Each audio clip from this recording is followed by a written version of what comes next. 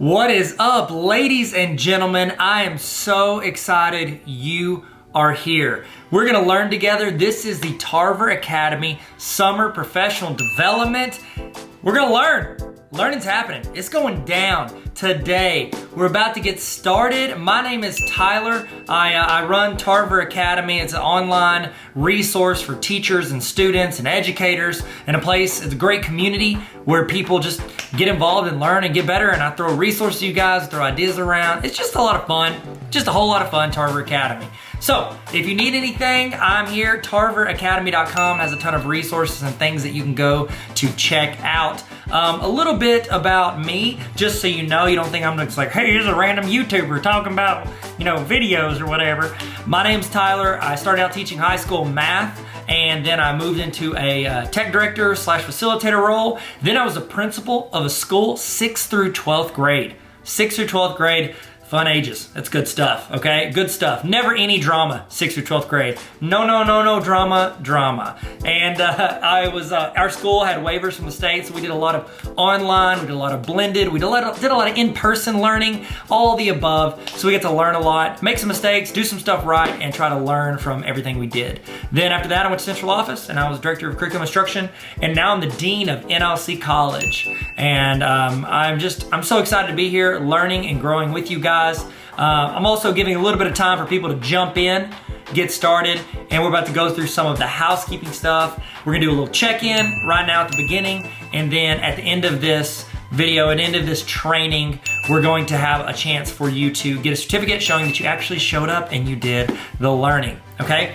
I think that this training and the other trainings that you are gonna get the chance to be a part of this summer are gonna help you grow as an educator. And if you grow as an educator, all it does is help the students and the community that you live in. And so let's try our best to learn something, take something away from this that we can put in our repertoire and get better with. Okay, so the first thing I need you guys to do is I need us to check in, okay? And this check-in, what it does is it timestamps when you are here so that you might not need this later, but if your administrator or whoever comes back and they're like, how do I know you didn't just click to the end? This shows that you were here at the beginning. So you can scan the QR code that is on the screen if you have your cell phone. And on my phone with me, get your phone out. I'll use my wallet, Atlanta Braves wallet. Film that, you just hold your phone over that QR code that you see on the screen. You'll see something pop up at the top.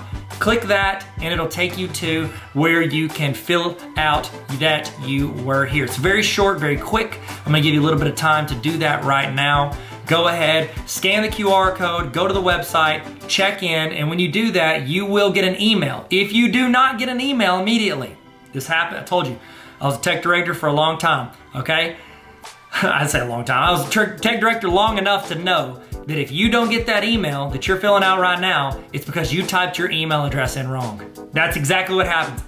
19 times out of 19 and a half times, that's what happens. So go ahead and go to that. Remember, at the end of this session, there's gonna be another QR code that you're gonna scan that is going to give you the certification saying that you actually did the training. Both of these are time-stamped. So if your administrator or whoever's in charge of PD for your district wants to see that and be like, how do I know you did this? You've got your check-in email that is time-stamped by me, not by you. It's into a PDF or it's into that email. And then you will also have the timestamp on your certificate showing that you did this. Okay, so hopefully everybody is getting that done.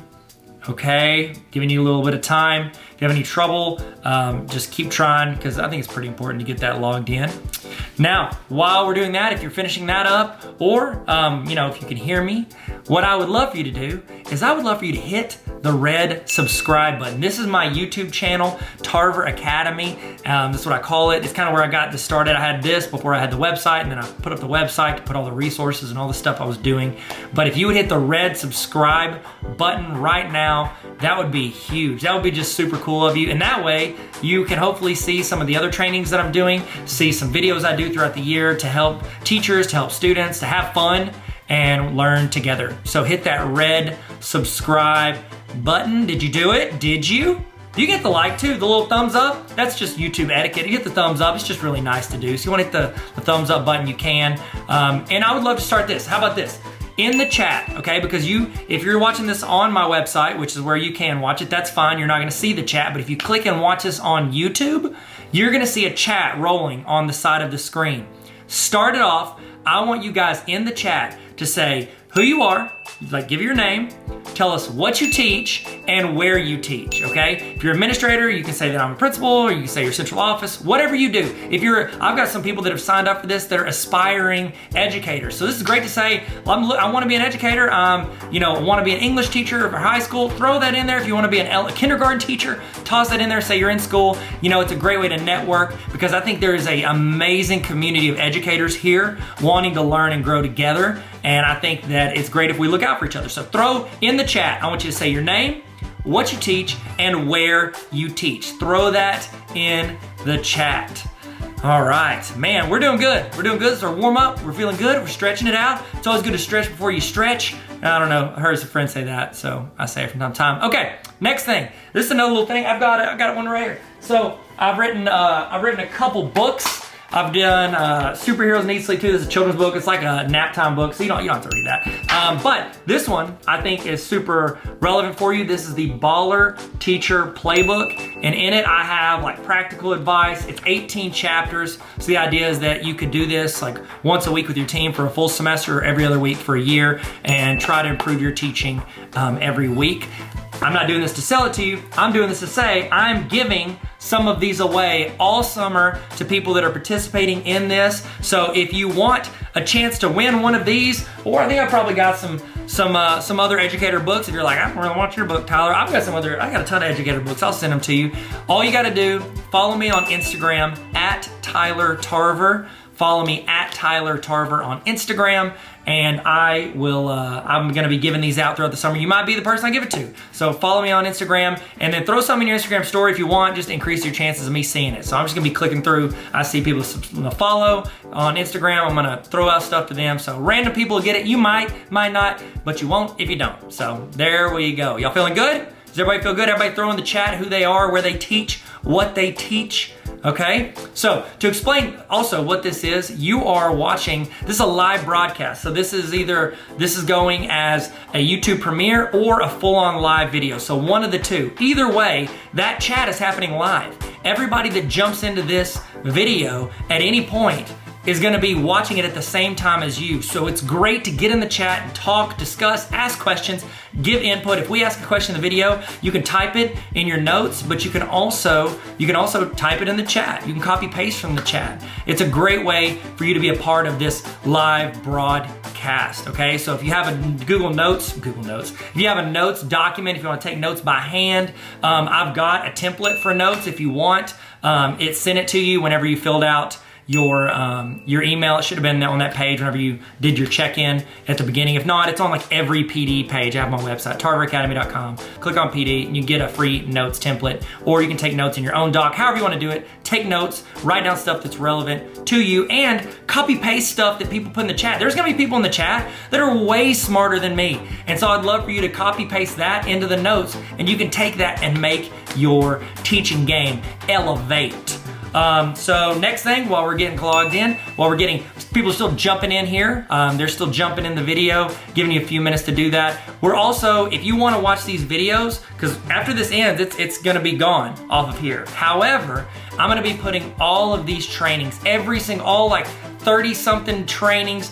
I think it's over like 120 hours worth of trainings. I'm putting all of that for people that join what I call the Tarver Academy Honor Roll. It's a small group of educators who are trying to get better every week, and I send out weekly emails during the school year to where you're getting templates, you're getting resources, back to school starter kits, you're getting templates for Google Forms, trainings, PDs, tons of stuff every single week delivered to your inbox, and also you have access to all of these trainings. That is available if you go to tarveracademy.com/honor roll if you want to. I think it's a great decision. I think it's a great decision. Nobody's in here. Who am I talking to? I'm not talking to anybody.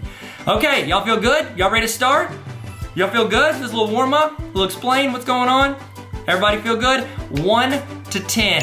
Put in the chat how you feel today. Or give me this, how about this? Give me an emoji of how you're feeling today. That'd be better, 1 to 10, or give me an emoji. I'd love to see it. Or just give me a word. You're like, I don't want to do an emoji. Give me a word. How you feeling today? And let's get rolling. Remember, input in the chat, take notes, learn, grow.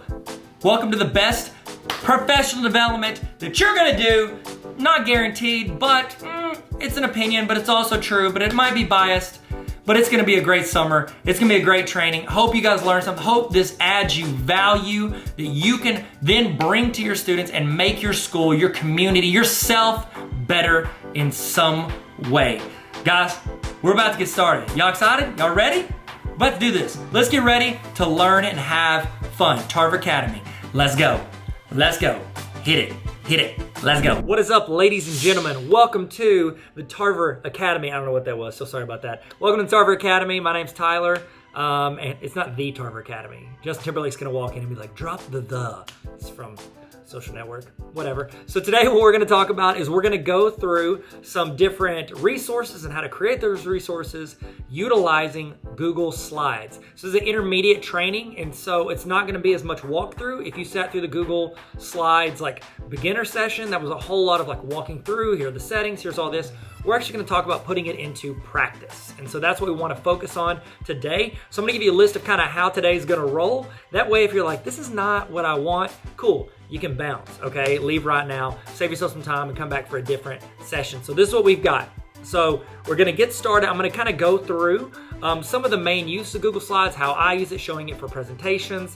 It's kind of like a quick overview of Google Slides. Some of it you may know, some of it may be new to you, and it might just be good to hear another human being process out loud about how they utilize Google Slides. So kind of like an intro to Google Slides for intermediate. Then after that, I'm gonna take something that I'm gonna mention in the intro, and I'm gonna actually lean into some help slides, some Google tutorial slides, how to get those. I've got those already created, but I wanna kind of talk through them and how you can adapt them to what you need in your classroom. So it's kind of a walkthrough of how to use those help link reference slides, whatever you call them, hub slides. I think you can do a lot of cool stuff with things related to it or with those exact slides. Then I have a guest speaker. Her name is Meg Abo, and she is a fantastic educator, and her and I spoke for a while, and she showed a ton of stuff that she does with slides, and she's one of the people that inspired me to start leaning into creating resources with Google Slides, because she showed me all of the cool stuff you can do to customize and expand that. So then after her session, we're gonna go in and we're actually gonna create a daily student journal together. So it's the process of actually creating with Google Slides. And so we're gonna go in, we're gonna go into the master slides, we're gonna build that all the way through, we're gonna build that together, and then we're gonna follow up by showing you how to import that into Google Classroom, how to use that in your class. So we're gonna create it, and then we're gonna go through the process of showing you how to assign it. So it's like the full process of creating a resource using slides. And at the very end, I wanna show you a resource I made with slides that you can have, you can adapt, you can adjust. It can be used for a bell ringer or like a workbook, but it's in Google Slides. That's how I use Google Slides, almost like it's a packet that I hand students that is digital that I can adapt. And so here's the deal. I love creating resources and I love using Google Slides.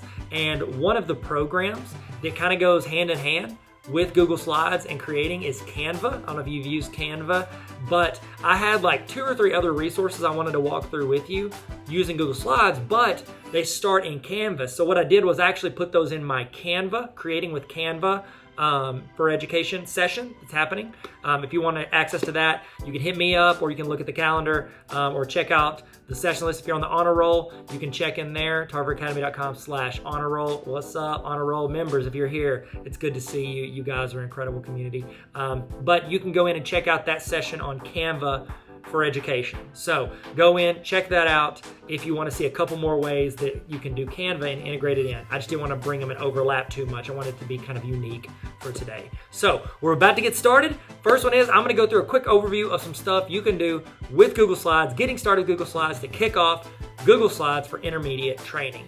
Let's go. So here we go. Let's learn. We're talking about Google Slides today, and I'm not going to be like, here's how you make a Google Slide. I will do that, but I'm also going to show you a couple of the entry-level tips that I think can save you time, frustration, and just help you be more productive when you're using Google Slides. Google Slides Honestly, if you'd asked me like I don't know, even like 8 months ago, I'd have been like, I mean, yeah, it's fine. Some people like it. It's pretty much just like a watered down PowerPoint that is accessible anywhere. However, over the past 5 or 6 months, I would say if there's like an Olympic medal ceremony for Google products for education, the top three standing up there getting a medal: YouTube, Google Forms, and Google Slides. It is one of the top three Google products they have. If you don't count like just Googling things to know like how to spell stuff, which let's not lie, we all do that. It happens. Okay, so let's jump into it. So I'm going to start from the beginning. Some people go to slides.google.com. I don't like that. I like starting from my Google Drive. And the reason is you can choose where that file goes, where that file ends up. So let me make that bigger. There we go. So how to choose where it goes. Google Drive, like the organization side of it, can get really messy because we have so many files. You got a ton of untitled documents. It happens, okay? But I want to show you what I like to do is I will create this in the area I want it to end up. So I'm making a resource. Actually, I'm not making a resource. I'm making just, let's make a new folder. I'm going to create it. It's going to be called, I don't know, it could be 1.2 slope. Hit create. So I can go ahead and make the folder in Google Drive. And then from there, I open the folder and go into it. Now I can create a new Google slide and it will be put in this folder automatically. Whatever folder you have open when you create something in Drive, that's where it's going to end up. So I'm going to hit this and I'm going to go down to Google Slides and I'm going to create it. Now, this is from scratch, okay? There's a few key things I want to talk about with you. The first one is starting from scratch with the templates. There are a decent amount of templates that they have over here. If yours don't pop up automatically, see how mine popped up automatically? Call them themes is another term for it. You can click here and hit theme, and you can change the theme for what you're doing. You know, they're pretty basic, and honestly, if anybody's ever used Google Slides, they're going to know that you use a template. If you do this, I think this one's the cleanest one, if you're asking me, my opinion, out of those templates. However, here's the cool thing. If you go and Google, you can just go in and say Google Slides themes. That's not how you spell themes, but it's close enough. You can go in here. There are a ton of places where you can grab pretty clean looking, templates off the internet and use them. You know who has really good templates? Canva. I've got a link in my bio if you want to check them out. But you can go through here. You can look at it. This one looks pretty clean. Let's say I want this one. I can go in and I can grab this, download it, and then upload it into my Google Drive. So I can take it, download this template, hit Google Slides. Sometimes they make you like sign up for an email list or do something. This one didn't. That's awesome. I'm literally just making a copy. If you've ever been on any of my resources, you've seen this page. This is where they've set it up to where you're forced to make a copy. That way you don't have to go in, hit file, make a copy, do all that. You're going in, hitting it, bam. It's now automatically going to be in your Google Drive. So now I've got this template in here. Now, I could start from here and build out what I wanted, but I want to show you how to import that template, that theme, into yours. So I'm going to go over here back to my original presentation. And I'm going to go down to the bottom right. Can't see it because of this banner. I'm going to move the banner real quick. It says import theme. So toss that in there. Now it's going to pull from my presentations and it's going to pull in like your most recent ones. And so, hold on a second. Okay, so I just click on the one I want, hit select, and what it does, it's going to convert that other one over. So if I had anything in there, if I had done anything on that, it's going to go ahead and replace the words and put them on there, change the fonts, all of it. So you will have to probably do some resizing. So if you go in and you import a theme, a lot of times you will have to resize and change it up. So this is a pretty clean theme. So we go in and I can, add whatever title I want, honor roll. Spelling's hard. Honor roll PD. So remember, sign up for the honor roll if you want, and you can get these PDs delivered to your inbox every week with templates. I don't know why I made that noise. Okay, sweet. Here we go. All right. Boom, boom, boom. I don't know. Sorry, that bothered me. So we're in there. I'm going to X off of this because I don't want to see that anymore. That's pretty clean. Here's the trick, guys. Once you get a theme you like, what I recommend is not importing that theme. You find a previous template that you've done, like a previous presentation, right click, make a copy. Here, I'll show you. I'll show you what I was going to do. So what I would do, instead of going in, you can do the import theme and you can do all that stuff if you already have it built. But if you're starting from scratch, if I'm being straight with you, what I would do is I would go in and I would find that presentation. Like, here's a presentation I did. And let's say this was a lesson you did on whatever, and you're going to make it from scratch. Somebody's joining us in the live. What's up? If you want to join the live, you can text the number that I talk about all the time. I don't have it on here. I can pop it on there. So if you want to join us whenever we do these live, just text teacher to this number and you're in the game. You're in the game. Okay, so this is the presentation that I did a while back. Now, if you like it and you like the setup and you like the template, don't start from scratch every single time. What I do is whenever I'm going in, I'm creating these, I right click on it and I go to make a copy. Now, what that's going to do is going to pull all the information over, but you're probably going to have some information that carries over every single presentation you're doing with your students or every single project. Here it is, copy of Build Sustainable Classroom, blah, blah, blah. So put that back on there. Okay, now what I want to do is I'm going to go in and I'm going to delete different slides that I don't need. Okay, but this also brings me to my next topic that I want to cover, and that is I think you should have intro slides that are honest. They're like legends or quick reference pages for your students to any website you use, any resources you use, to previous chapters. If you want, you can do it to where it is linked out to, let's see.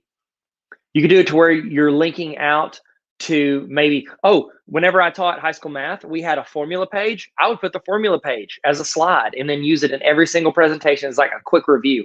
If there's ever anything that you need them to know, put it in there consistently. Multi-step equations, they're important for math. I would put a slide in there about multi-step equations. So in here, what I'm going to do is I'm going to go, this is my about me. So this could be like your contact page, and you could keep it for every single presentation if students need to get a hold of you. This is your important links page. So these are helpful links that I like, and this is a spot where I've got where teachers can put that in there. And then Google Help videos. This is if a student has trouble or anything like that, they can click and watch a tutorial on how to do it. If you want these slides, I have these linked in my my bio on my Instagram. My Instagram is Tyler Tarver. So if you go there, the link in the bio, it's actually intro. I've got it for vertical and horizontal. So if you want it, you can use those slides and just copy paste them or put them in one and delete them. So now I don't need all these slides. Remember, I'm starting from scratch. So I'm going to go in and I'm going to delete all 70 something of these slides. Select, delete. Okay. Now you're like, oh no, don't delete your presentation. Remember, I made a copy of it. So now look at this. This is my clean one. If you wanted to, if you had like your first 3 or 4 slides that you liked, and then you could just go in and make that its own template and then copy and make it instead of copying like a previous lesson. But honestly, I like copying the previous lesson because what if you left maybe 1 or 2 slides as a review? Like say you had a review slide at the end, leave that as the start slide, the beginning slide of this new presentation. So it's like you're linking, we used to call that vertical integration with across the grades, where you're linking your yesterday or most previous topic at the very beginning in the first slide. You fill in your nut stuff, and then that last slide there that you recap, it's going to be the first slide on your next presentation. So you could say honor roll PD. Okay. And so there you go. You can change your title, do whatever. And then remember, you're keeping your contact slide. Then you have your important link slide. These will be the same on every presentation, every project, all of it. The students need that consistency. Okay. Some people put a calendar there of the year. Anything you do to repeat what's expected, repeat and have clear communication of where students go to get different things and do different things, the better and more successful your students are going to be. That's a no-brainer. That's every time. Okay. So there you go. Now let's talk through the next topic I want to talk about. And that is, what if you have PowerPoints that you really like and you want to import these in here. I got you, fam. This is what you're going to do. Okay. You're going to go in and you are going to go into your drive and you're going to go to new and you're going to go file upload. Then you're going to go find that PowerPoint. So let me search PowerPoint. See if I've got one in here. I don't even know if I got a PowerPoint. It's been so many years since I've used a PowerPoint because Google Slides is better. Here we go. Repeated measures ANOVA. It's a PowerPoint. Okay, it's a presentation I did for my class. All right. So I'm going to hit that, hit open, and it's going to import it in there. Now, most of the time when you import a Word file, Excel file, or a PowerPoint, what's the problem? It imports it as that file. However, you can set it up to where it automatically converts it into a doc, a sheet, and a slide instead of having to go in, because let's see if I find it. Let's see. Chicken to Chinese. There it is. See, mine automatically converted from PowerPoint into a slide. How did it do that? I'm going to show you. Instead of that, like a lot of times what you're doing is you're dumping that in there, and then you have to go in, right click, open with Google Slides. That's annoying, especially if you're uploading like all your files at once. What I would recommend is go to this gear in the upper right-hand corner, hit settings, and then this second box down says convert uploaded files to Google Docs editor format. Convert them. Okay, it is going to convert the docs into Word into docs. It's going to convert Excel into sheets, PowerPoint into slides automatically every time you upload them. It is a time saver for you guys. Okay, I highly recommend doing that. Okay, last tip I want to show you on today's Intro to Google Slides, PD, is I want to show you how to change the sizing. This is your traditional size. And most of the time we think we've got standard, and then we've got widescreen. So it's like you're barely changing it up. It's like, what kind of movie you want to watch? A VHS or a DVD Blu-ray? All right, so this is what you do. You go to File. You would go to Page Setup. Page Setup. Now, it's going to give you these as kind of like your options. Hit on Custom. Now, what is a regular piece of paper? I honestly make more slides unless I'm presenting something. If I'm making a resource, my go-to is going to be like a piece of paper. Students are used to writing it like a piece of paper. So do the size of a piece of paper. It's 8.5 by 11 inches. Hit apply. Boom. It's going to convert your template into that vertical one. So what I would recommend, if you're presenting to your class, do it like a traditional, TV screen. If you are making a resource for your class where they're taking notes or they're putting things on there, change it to 8.5 by 11. Now, you see, I'm going to have to go in. I'm going to clean up some of this formatting. But once I do this once, I can use it from here on out. Now, if you want, guys, I have links to different resources I've done that are already in that format. So we could use that trick we talked about at the beginning where you're just taking it, uploading it, and then when you want to make a new resource, right-click, make a copy. Right-click, make a copy. It'll have it to where the border on this red border it's cleaner. It's got everything set up. And I've also got a ton of these right here.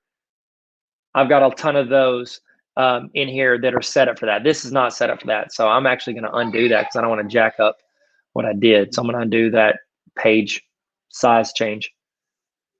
Okay, so that's it, guys. If you want these slides, if you want any of that stuff, I've got it linked on my Instagram. It's linked in the bio. So it's click on the link in the bio, and then I've got all those resources right there if you want it. Or you can go to tarveracademy.com/resources. That's an easier way to do it.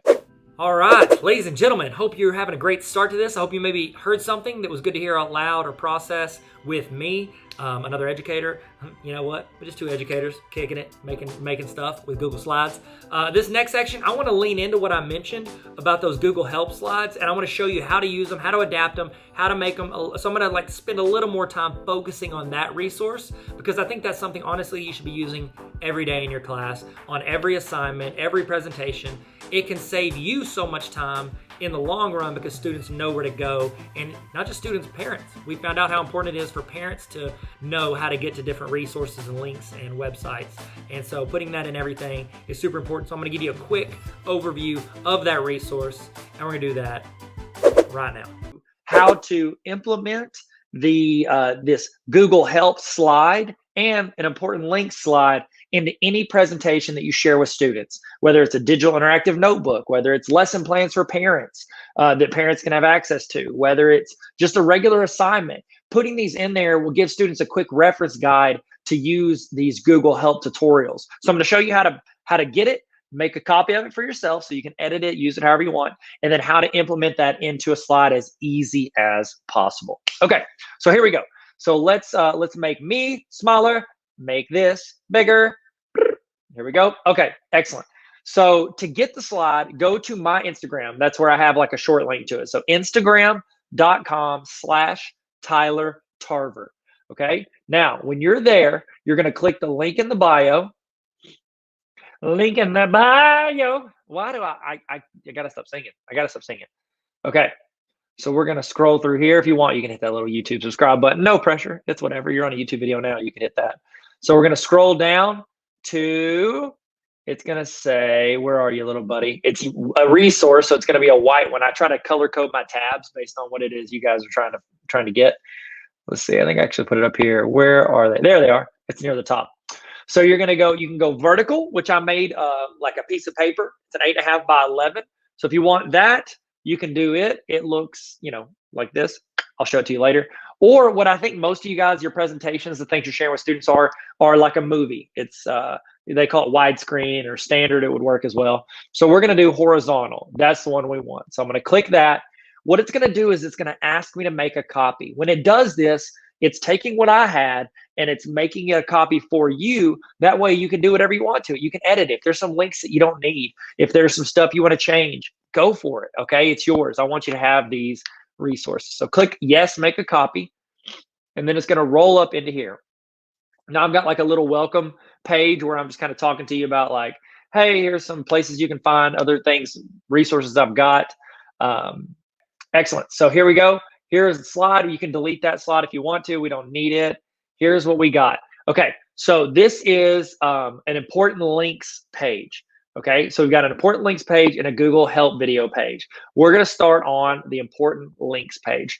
Okay, from here, what I've done is I've put links to a bunch of stuff I think could be helpful for students as they're working through all of this. So Jamboard walkthroughs, Google Forms, Google Drive, all these like longer, like 30 minutes to an hour. Some are short, 2 to 5 minutes. Some are longer, 30 minutes, an hour, stuff like that, to where it's like full walkthroughs if people really want to understand how to use some of these resources. Now, from here, what you're going to want to do is you're going to want to add in links to your stuff. So you could actually put in, you know, Google Classroom. And you can make this a link to Google Classroom. It's just a short link for them to get to it. So classroom.google.com. Okay, you could do, like, say you have a school, like your school website. So you could put school website. And then you can go in and, by the way, a short link to make a link, you just highlight it and hit Command K if you're on a Mac, Control K if you're on anything else. And I could do box site where I used to work. So school website, you say school grading, grade book. If you guys have something, I think Arkansas uses eSchool. I don't know. Let's say eSchool. Do you know that you can search whenever you're in here and you're trying to add a link? You can type this and it'll actually search the internet for you. Thanks a lot, Google.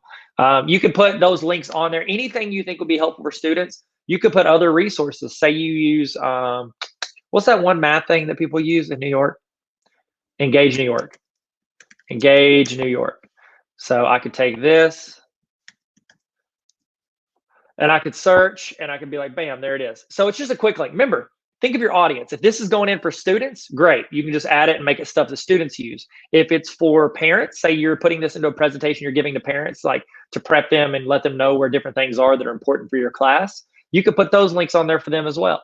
This is yours. Edit, add to it, adjust it, make it something you need. You might notice there's a link that you use a lot, you know, a month from now. You can go in and add it in later, and then you can start pasting that into your new presentations. Okay, so that's the gist of your important links page. The next one, this is Google Help videos. So what I've done is I've taken some videos that I've made, walkthroughs, very quick walkthroughs, like 1 minute to 3 minutes max, I think, walkthroughs on how to use these things. And I've got, you know, hundreds of these videos on my YouTube channel. Hit subscribe below.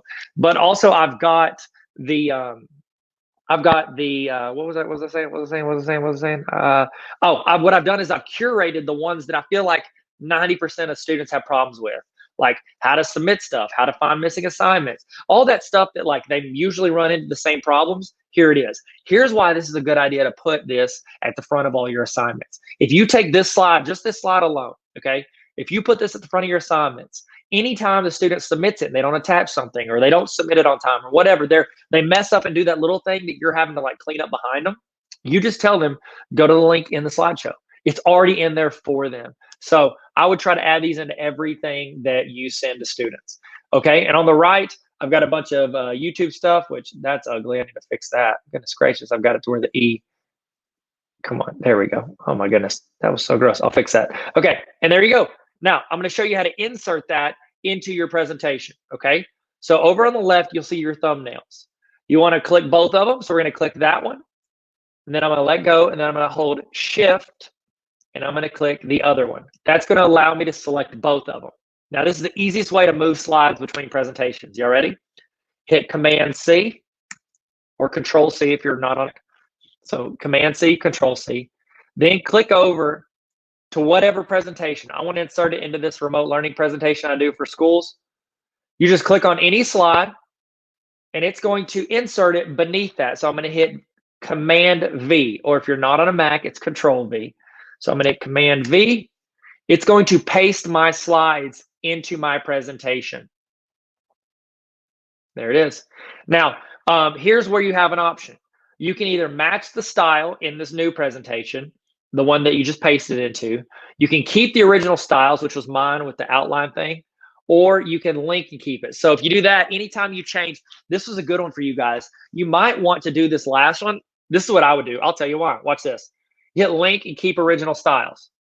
Here's what's going to happen, because you're going to be copy pasting these into like a bunch of different like assignments for students.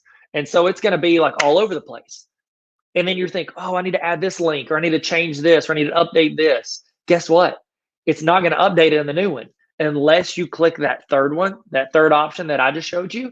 Then anytime I go back over to my original and I adjust or change this, it's automatically going to update it in my new one. So that's what happens when you link those slides. That's what happens. Okay, time for our guest speaker. Meg Abo is going to show us a ton of stuff she does with Google Slides, some of the amazing resources that she has, how to work through master slides creation. Again, she is one of the people that inspired me to expand and grow utilizing Google Slides. So I would love for you guys to hear from her. And if you could, give her a shout out, tell her thank you. She is a wonderful person. She actually reached out to me to do this a while back. And I was just like, yes, I would love to hear. And I learned a lot from her during the session, and I hope you do as well. So take it away, Meg. My name's Meg Abo. I actually teach over at Bryant Junior High, and I teach English and journalism. I'm super excited. I've been using Google Slides for several years in my classroom. I really love technology. But, with the pandemic, I really had to delve into it and learn some new tips and tricks, and I'm wanting to share that. Oh, that's great. And see, that because most of what I've got is like, hey, use this if you're in the classroom and collaborate on this slide. And now you've actually got to put into practice, hey, here's your slide, everybody build it remotely. So I love that we'll both have that dynamic. Would you look at that? Hacking Google Slides. Oh my, you gave me credit. You didn't have to give me credit on your presentation you made. You are too nice. I'm on the next slide. I am on the next slide, and I have my contact information on there. I did just want to it's not my stream, it's yours. I wanted to start with. Well, I respect and appreciate it, and also love that you tossed some coffee in the corner. So thank you. All right. I'm actually, you know what? Normally I would put it in presentation mode, but I'm not going to today because I'm going to actually show you guys some things within Google Slides. So that sounds awesome. Like I said, I'm Meg. If you want to ask me questions that you think about later, or the stream has ended and you can't ask live, you can email me at mabo@bryantschools.org. I'm also on Instagram. That's kind of a new thing. I had an intern who convinced me that I needed to become social media savvy, but that's oysters and pearl erasers. That's awesome. I'm always going to promote Instagram. I wasn't that intern, but I will always push people to be on social media. So I agree with intern number one. Yeah. Frankly, right now, it's just pictures of me and my kids hiking, but maybe eventually I'll turn it into a way to share some educational insight. But I love it. so we're just going to start with the basics right now. First, before we even do that, let's just make sure everybody can locate Google Slides. You literally just go into your Google Suite and you create a new Google slide. If you already have a Google slide open, you can just go up to new, present, and I like to make a copy often because I use a lot of templates. This looks like I did a lot of work and it's very professional. I didn't make it. I spent maybe 20 minutes putting it all together yesterday, and it's well packaged, and packaging is an incredibly important component when you're trying to teach teenagers who are all about aesthetic. Oh yeah. Hey, question, because that's not one of the templates that Google gives you for slides. Where did you get that template? Or are you going to talk about that later? I have a slide that's resources, and it has the two places that I use most of my templates from. Okay, good. So it's kind of like we get to see a little bit from the end of the movie, and now we know it's coming up, so it's like suspenseful. Okay, I like it. I like what we're doing here. Okay. One of the things that I like to do is resize my slides. So can you see my cursor? Yes. Okay, good. So when you're resizing your slides, you just go into page setup underneath file, and it should be default widescreen, but I like to go in and customize. And if I'm doing maybe an interactive notebook, I'm going to change that to be normal paper size. That's 8.5 by 11. If I'm doing a giant whiteboard that all of my kids are collaborating on, I might make it bigger than that. Maybe I'm doing something that's social media inspired, so I might make it more Instagram proportions. And you can find a lot of those proportions just by Googling. So resizing slides is a really important tip for creating things that are interactive and authentic. Creating with master slides is also really good. You can get there two places. You can go through view and click on master, or you can go into slide and click edit. The reason why you would want to be able to edit your master slide is because whatever you put on your master, your kids can't delete.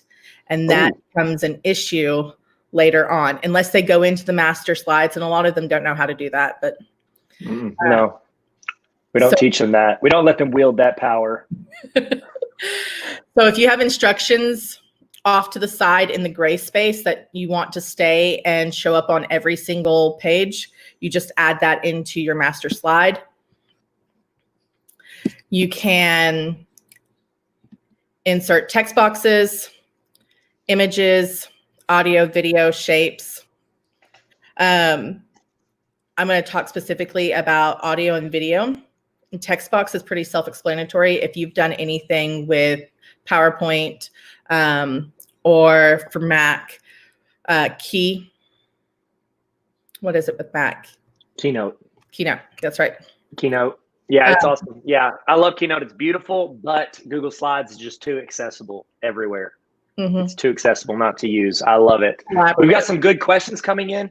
You guys keep throwing in those questions, and then what we're going to do is Meg's going to roll through a lot of her presentation, because we'll do the thing where I say, hey, what about this, Megan? And she's like, it's later in the slide, Tyler, chill out. And so what we'll do is after she rolls through, I'll toss in some of those questions and we'll go through and actually do those. So keep asking questions now, and then we'll start throwing those in a little bit. Is that cool?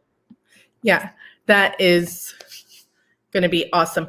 I just noticed that somebody's asking about PDFs, and I'm going to talk about using PDFs to create interactive pieces, not necessarily be able to edit them. You can edit them in Google Slides. I'm sure that there is an app, an add-on that you can add to it. My school doesn't allow you to put add-ons into your Google Suite without an act of Congress, so I don't use them. Yeah, that's fair. So I don't use them, but I do know that there are a lot of them, and there's one in particular that I'm going to talk about a little bit later. Let's go on. I'm excited. Keep tossing in your questions, guys, and we will hit those. So they're not being ignored. They're being postponed. So keep asking questions. These are good questions. I'm going to show you examples that I've actually used in a classroom that I've tried out that have worked with videos. But video, and I believe that Tyler brought this up in a previous presentation that he did, where you can literally click insert video, go to YouTube. I believe it was on your Google form. But it's the same setup. You're going to insert video. You can also go to your Google Drive. You can go to URL. I like to keep a list of videos that I'm going to use. I like to use a lot of unlisted videos, like film myself teaching, and then put that into my Google slide, which helps you to flip your classroom. Insert audio. This is really good for 2 practices. You just click on audio. The trick to this is you have to upload it into your Drive in order to be able to use it. So if you have a student who needs read aloud, or you want to listen to a student read aloud, you can do one of 2 things. You can click on, we're going to pretend like I'm teaching the lottery right now. This is the audiobook for the lottery. Love this story. It's a beautiful dystopia. And when you click on add it, you're going to see this icon pop up in the corner. It's a little sound icon with the options to play, adjust volume, and then format options are going to pop up. You can select to start playing on click, which is what I would recommend, or you can have it play automatically when the kid flips to that slide. I don't recommend doing that simply because it's going to scare a lot of kids, maybe embarrass a few who are flipping through their slides without headphones out in public. I want to throw out real quick. We were interviewing for a position one time, and this guy, I mean, it was just all around the weirdest interview we've ever done. But one of the elements to that was when he was doing his presentation, he went to a slide and it started playing this audio, this like orchestra audio. And he like used that in the first 20 seconds, like he paused, like it was like we were supposed to take a moment to reflect on how he put audio into it. And then he like gave his point that was attached to audio, but then he kept talking about whatever he was talking about for the next 15 minutes with that same 15-second loop of that song in the background. And we're sitting there watching, and that music just keeps playing in the background. And I don't know if he couldn't hear it, or if he just didn't care, or if he was doing some sort of like weird punked thing to us, and we just didn't know. So I like the audio. Just keep in mind, if you keep playing music over and over in an interview, they're probably judging you. That's all I'm going to say. Go back to you, Megan. Sorry. Well, and you can select to loop audio. I don't know why you would want to, unless you, No. I've created Jeopardy games before using Google Slides. And, oh, wow. And I've used the Jeopardy music afterwards. Yeah. And so that can loop. But I would recommend selecting stop on slide change so that this music does not continue to play. The only reason I would unselect that is if I were doing a long short story or poem. I wouldn't suggest doing chapters of a book or a novel through Google Slides. I think that would be a bit clunky. But if you were doing a longer portion of something that they were supposed to read along with and listen to, you could have it continue to the audiobook to continue to play as you move on to the next slide. I would not suggest looping audio though, because my cat just leapt from the window. That's good. That's our first cat guest. So I'm glad that your cat joined. You know what another good thing would be is if the teachers are working remotely.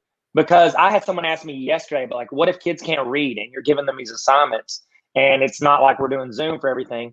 You could send them a slideshow presentation and you could literally just read the slides, and then afterwards you could even like take a moment to break down what's expected of them. That's the thing, like we talk about, it's just like almost being so much clarity where you get sick of saying what you want students to do. So adding that in there, I think is an awesome, easy element, and you can do it in your pajamas. Whereas if a video, it's like, you got to be like I had to take a shower this morning because of this. So, you know, like you could do whatever you wanted to do and then record that audio. So that's great. That's a great tip.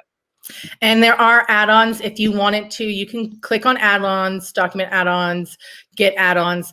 If you go into get add-ons and you search for speech to text or text to speech, you can find there are several for students who can't read, and it will automatically read the slides to them. It will read your speaker notes to them. There's a lot of customizability there. So audio is a really great I love that. That's awesome. I'm sorry. But no, I was saying I agree with you always. Thank you. Another thing that you can do with insert audio is if you're wanting to, I think it's really important that students read aloud.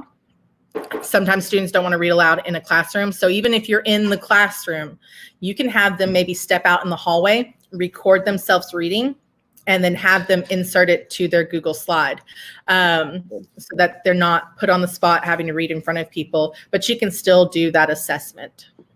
I like that. Mm-hmm. We talked about the gray space.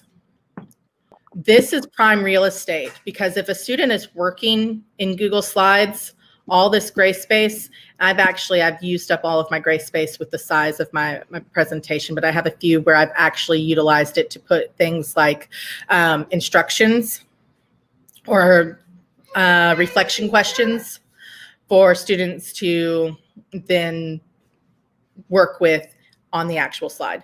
So I'll show you a few examples of where I use the gray space. Yeah. And then I want to point out your undo and redo buttons. They're incredibly important. I had a student email me in a panic just a few days ago. And she said, I was working in Google Slides and the question that I was working on got deleted. What do I do? Well, hit the undo button. If you're working on collaborative pieces, sometimes somebody might write over somebody else's work or accidentally delete their stuff. Go into the history. You just go File, Version History, see Version History, and you can actually go back to the time that it was edited, see who made that edit, and then go from there. Like you can revert back to that original. Oh, no!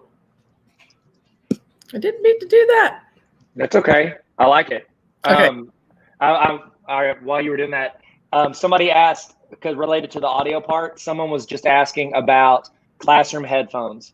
We used a brand called Skull Candy, and it sounds really weird, but they are good headphones, and they went over their ears, and they had like a cord that was removable. We bought like 100 of these things for our students to use in the classroom because they were like listening to a lot of stuff. Mm-hmm. Guys, if you're going to do stuff with audio, I would put headphones on my required purchase list before I put paper on there. I can recommend you some good headphones. Okay, I can, and if you want me to, I will. But if you're gonna do headphones, just tell them to bring their own. Bring their own, because I'm not kidding. Out of maybe, if we had 100 pairs of headphones after 1 year, and these are good. These aren't like, I'm on my way to jail. Like, these are good kids. They just, the cords go missing. They chew on those cords nonstop. Like, we broke through so many cords because they just put them in their mouth and chew on them. One, it's gross. Two, definitely not COVID-free since '93. And three, it's like it rips them up, or they just disappear or break. And it's not a hassle. Yeah, you're right. Mary's talking about, yes, bring their own, but some that can't afford it. I can throw you a link to some good headphones, but honestly, I would get the least expensive you could and as durable of a cord as you can find, because they're going to chew through it. And I would only make them check it out, check it in, like be super, super strict about those. I'm sorry, I didn't mean to jump off, but no. I wanted to answer that question. From my experience, it was always like, it's a frustration for you as a teacher and administrator, where it's like they're they're constantly disappearing and being messed up. So go ahead. Sorry. Have you tried Megan. electrical tape around the cord? Oh yeah. Yeah. We would tape it up and then they still like put it in their mouth. They would like disappear, like the cords would disappear because they needed it to borrow it, but then they forgot. And so we always tell them headphones and then chargers, make the students buy their own. Because if not, they're going to say somebody stole mine. I left it plugged in here. I put it here. Those two things I would highly recommend you put on their list of things they have to get themselves. Yeah. So let's go ahead and look at what we can actually create and do with Google Slides. And I felt like there was a little bit of shade thrown in the direction of Slytherin the other day in a comment that you made in one of your streams. And I just wanted to point out, that when faced with work, you know, the Slytherin is going to find the easiest way to do the best job, whereas the Gryffindor is going to wait until the very last second to do it. Okay, so spot on, by the way. If y'all could screenshot on your computer, this is all spot on. My son who is in Slytherin, of which I appreciate and admire. Okay, remember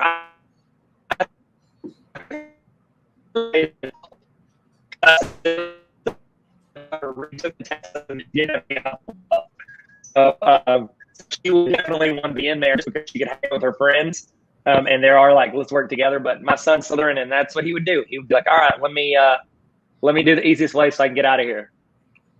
Yes. So a lot of people, when we ended up being shut down and having to work remotely, panicked because they felt like they were having to create all new materials. Don't do that. I'm definitely a Slytherin, and I believe in the motto, work smarter, not harder.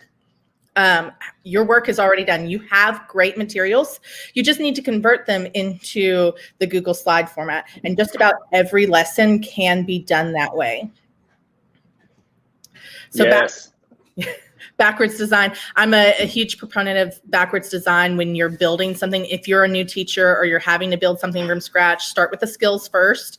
Don't worry about the buttons and the bells and the whistles of Google Slides. Figure out how are you going to judge this, assess it, and then what pieces you need to instruct. And each of those will end up being its own individual slide when you get done with that process. I'm not going to go too much into planning because we're all teachers here. If you have specific questions about backwards design or understanding by design, or you just want to brainstorm some lesson plans, feel free to shoot me an email and we can talk about that. I'm more than willing to look at your unit plans and lesson plans and give you some feedback. I am by no means an expert though. Well, I think you are. I only bring in experts. So you're kind of an expert by default there. So you are the expert. Thank you. I appreciate that. So I love Google Slides for the versatility. I can do individual and I can modify for those individuals. So when you go into Google Classroom, can y'all see me pulling up Google Classroom right now? No. Okay. I think it probably looks really good. I bet it looks really cool. I could actually chat. I want to talk. Is it okay if I talk while you're pulling that up? Are you pulling it up right now? So while you're pulling that up, I want to talk about that group work. I think that this is one thing I did in my class. You don't have to listen to me. You can click. I don't know if you're being polite. So I was letting you. Oh, you're loading. Okay. So one of the things that I loved doing was I would get essentially like a blank Google slide and I would share it with my class. And I would have had them watch some videos with about the upcoming lesson the night before. I'd have put them in a playlist, be like, watch these and take notes. And then I would have taken that and I would have had the students go in all together and they're building out this. And I think you're about to show exactly how I would have done that. But the reason I love that, and this is just kind of like a quote that I really enjoy in education, is if the students are building out the presentation and then you make them like do little parts of the presentation or you use their presentation to teach it, however you want to do it, they're building that assignment. And the quote I love is, whoever's doing the work is doing the learning. And if the students are doing all the work and they're putting it together in the slideshow and the presentation, they're doing the learning, okay? As opposed to hoping they're doing it whenever you're doing all the work. So go for it. Yeah. So I'm going to show you how to do the individual piece, and then I'm going to show you how to do a collaborative piece. But we're just going to go into create assignment, end assignment, and then I'm going to add from my drive. Such a good name for an assignment. Pretend assignment. I like it. A lot of my students think that's the name of every assignment. So yeah, I'm with you. I think that's pretty common. Okay. So okay, good. I have some demo pieces that I created. So I do journalism, and my kids are they're giving up their summers to voluntarily do work. Wow, that's a real student right there. Give them all the awards. Yeah, well, they do. They win a lot of awards, but they're amazing kids. If I really would love to invite you and anybody else who wants to come in and watch that class, because I don't teach after summer. The students teach the lessons. I sit at my desk and they come and they ask me questions occasionally, like, what would you think about us doing this? Yeah, go for it. So that's awesome. I know that's the way it should. That would be incredible. It's an amazing class, but I digress. So if I want to make this individual, I am going to make a copy for each student. Mm-hmm. And that way, each individual student is going to have access to their own particular slide. They're not going to be working on anybody else's slide. And then I'm just going to assign that. And then after I assign it, if I had students in here populate it. Sorry, the toddler here. So if I had students here, I could go to their particular. Talking every 10 minutes and yell at me, so you're good. Sorry. Go ahead. I apologize. There's a lag. That's okay. I can go into their particular assignment. It will have their name up here at the top.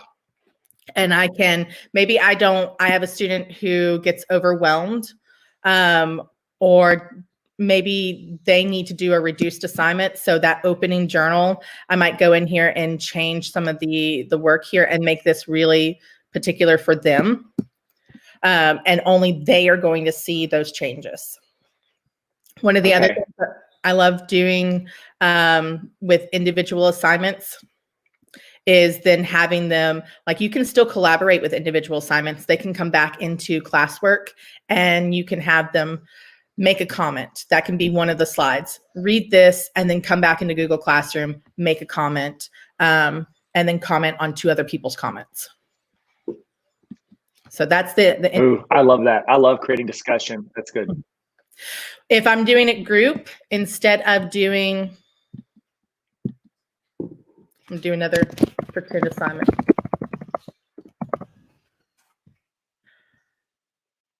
Going back into my Google Drive, I'm going to grab my document, and I'm going to want to make sure that I'm using a template specific for this class, because instead of making a copy, I'm going to allow them to edit if I want them to be able to collaborate. And so they can all work on this particular slide. They will all see each other's comments, changes, discussions. They can also delete each other's work. I've had that happen before. I had a student sabotage another student's work. But luckily with that version history, I was able to recover their work. Yes. So possible uses, some things that you can do with Google Slides, and I'm going to show you 4. Collaborative brain dump, like literally you can use it as a whiteboard during your Zoom discussions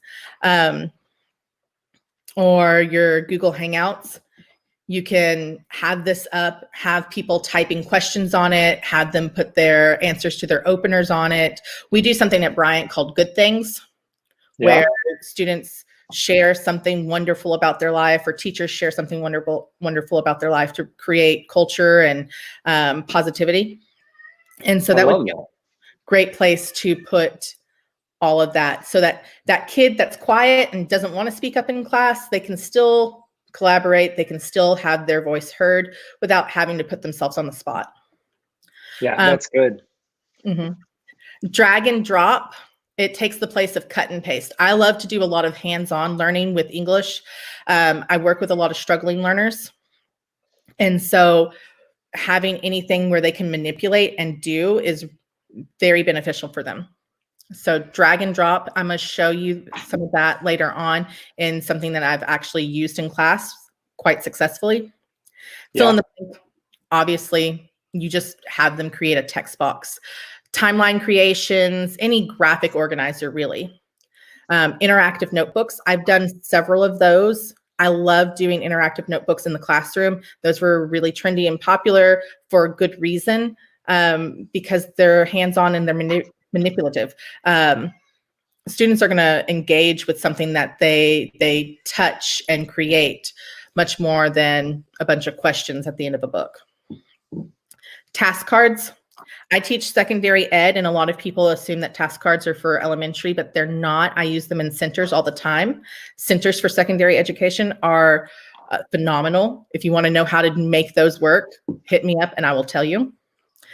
Graphic organizers, we've mentioned that. Whole class projects. I'm going to show you an example of one that I've actually done in class, show you some student work. Reading check. We've talked about using the audio feature. Multi-sensory books. We've done that with some interactive notebook type things where they have the poem or the book, and then they also have almost like a hyperdoc. They have videos and links and different tools from the web all put into one document for them.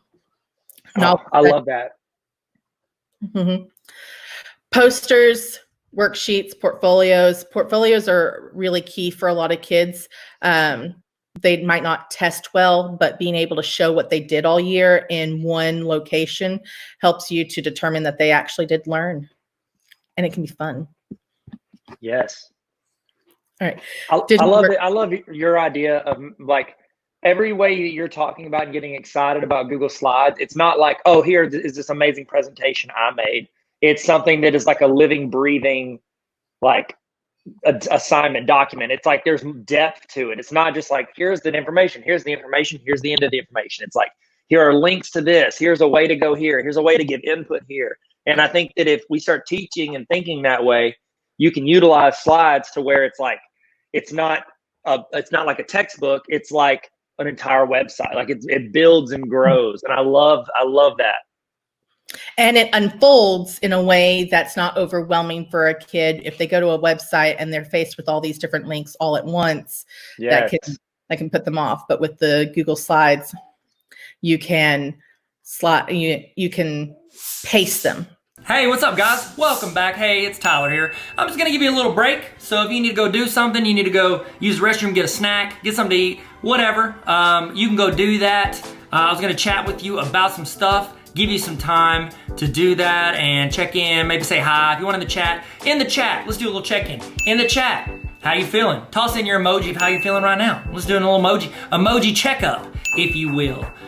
So while you're doing that, I do want to give, you know what? I spent a lot of time writing this book, and I genuinely think this book is going to help you in your classroom. It's gonna inspire you more than anything. It's a read with me, and one of the things that I feel like I've never been the smartest dude in the room. I've never been, the most talented, but I'll say this, I was always been pretty approachable, I think.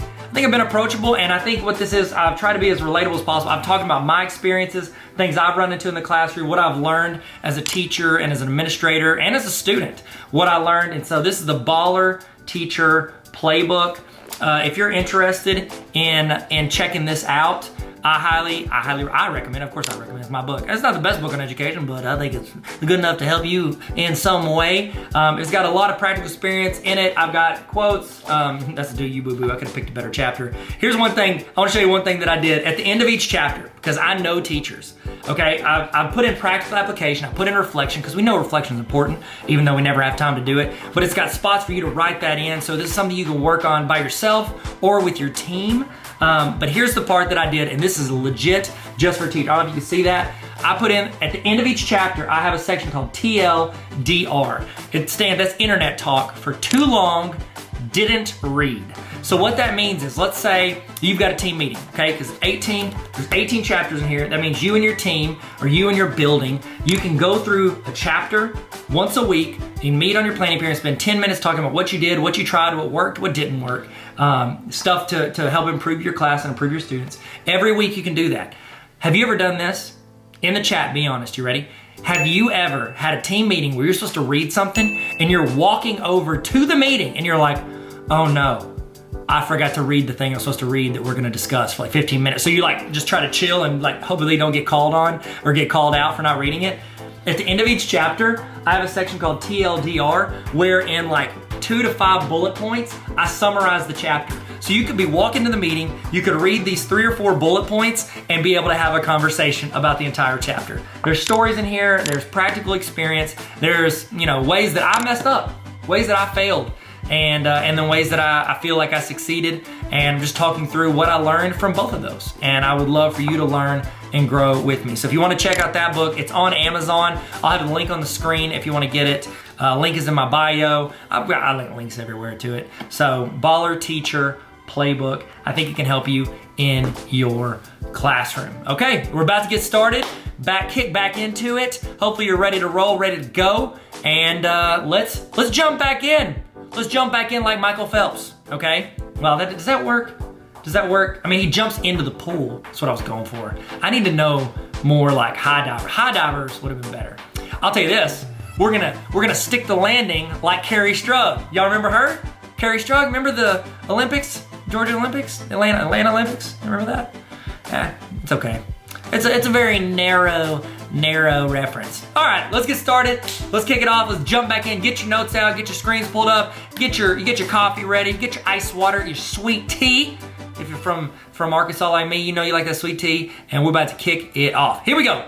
Let's get back in. Let's get back in. I'll see you guys.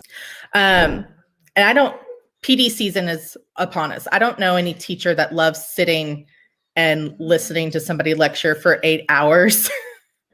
Not a lot. So if we can get That's been proven in every PD I've ever done that they don't like that. It's like at hour 6 of whenever I do a PD at a school, I'm just like hour to 5 to 6. I'm like, guys, I know you're sick of my voice. Can you please say thanks so that I'm not the one talking to you? So I get it. Yeah. But having that hands-on component really takes the pressure off of you as a teacher, puts it back on them, makes them do the work so that they're learning. Digital worksheets. There are some things that I'm old school about, and I think worksheets have their place. I don't know that we necessarily need to give a student 200 of them, but to practice and for quick assessments, those are really useful. I use PDFs of my worksheets. Sorry, are you showing this on your slideshow? Because we're still looking at Classroom real quick. There we go. I was going to have you toss it over. I figured you were showing it on there. Okay. Thank you. Let's see if you toss it. Of course. No, it was good. You were addressing a point that was on there, and I wanted them to be able to see it. Sorry. Okay. Yeah. So we're back. It is. Look at this little guy. Look at that little guy. All right. Awesome. When I do YouTube videos for my kids, I don't do it for like teachers or followers, just for my kids. I just share my whole screen, and so they can see everything. Here, I'm trying to limit what I'm showing off. And so when I'm switching slides or I'm switching tabs, I forget. But here's an example of something that my kids have actually done this summer. What I do is I create digital worksheets that they can type and edit on. This is where I use the master.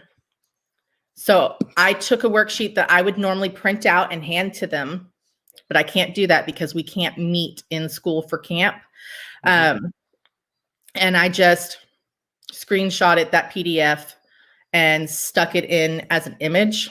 But instead of putting it directly, like if I'm clicking on this, I cannot delete this. Instead of just putting it directly on the slide, I went into Edit Master and I put it as my background image on my master slide, so that now a student can't accidentally delete this, and it makes it easier for them to insert a text box and then just type in their answer for that particular assignment. I like cut off the names on the worksheets when I put them into Google Classroom, because it will be named with their name. So you don't necessarily need to hunt for it on their page. I think that takes up real estate when you can blow up an image a little bit bigger and not have that, not have to have that name on there. One of the things that you can do with this gray space, the directions are already on here to answer, use the worksheet while viewing the captioned presentation. But I might go into the edit master, since this is something that they are doing on a Google slide, and just add in some more directions. So I'm just going to create a text box on the master slide so that they can't delete this. I'm going to make my text nice and big. It's not showing anything on our screen. It's still showing the slide with the iPad. Oh, okay. I don't know if maybe it's a different. There it is. Maybe get back in there and we'll toss it up. I'm sorry. I don't know what was going on. I'm going to share my entire screen now. That'd be perfect. That just fixes that problem. That solves everything. Boom. Look at that. Oh my goodness. Look at that gray space. All right. So in master slides, and again, I got there, since you guys weren't able to see me actually get there, I got there under slide, and you click that, drops down, it'll say master slide. So if I'm going to create a text box, I'm going to click on the little text boxy thingy, and then I'm going to type into it, create, and I know it looks dark on the screen, but I'm going to blow it up just a little bit. And then on the next, when I take it off of master, the gray space, the black will show up on it. Create text boxes to type your answers. I don't know why I capitalized text boxes. I swear I have an English degree. I believe you. I don't. So that's why I talk with this accent. I don't talk very well. I need to enunciate better. So that's on me. That's on me. No, there's nothing wrong with a Southern accent. Now, create text boxes to type your answers. It shows up, and the kids can't delete this on accident. It's there.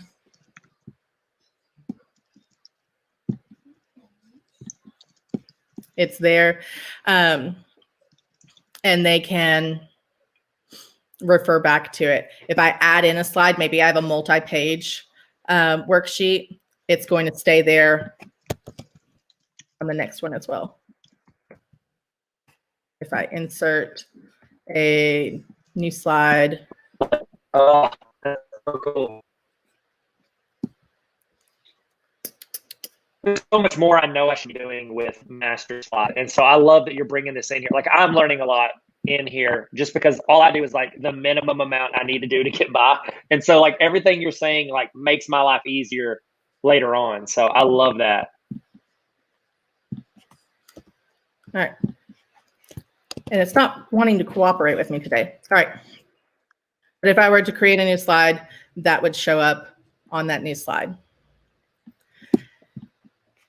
So digital worksheets, take the worksheets you already have, turn them into PDFs, screenshot, insert them as images, and you've got an interactive worksheet. You don't have to reinvent the wheel. Task cards. I love task cards, and you can do this if you're in class. Pencil and paper works best with task cards. You use them to create your template and cut them out, laminate them. I like task cards because it takes that traditional worksheet and it chunks it. So a kid who gets overwhelmed and shuts down, they can go through the task cards individually. It makes it seem like it's easier and not as much work. If you have, you can also customize it so that if you have a student who needs to do 100 multiplication facts versus a student who needs to do 10, you can individualize how many task cards they have to do. And so I'm going to show you. I'm going to show you first how to do them digitally. So here you see I've got in my gray space my instructions. on your own paper, write the answers for the cards. This is the best way I've found to do them digitally, have them use their own paper. Normally in the classroom, you would have a little sheet with already numbered for them. And they would turn that in at the end of the day. I find trying to have them put their answers on another separate sheet and then turn it into Google Classroom, unless they know how to screen split, becomes really clunky. And screen splitting is just, having the two tabs side by side. But when they're finished, they take a picture. Our kids were provided with Chromebooks if they did not have a device at home that could access the internet during the shutdown.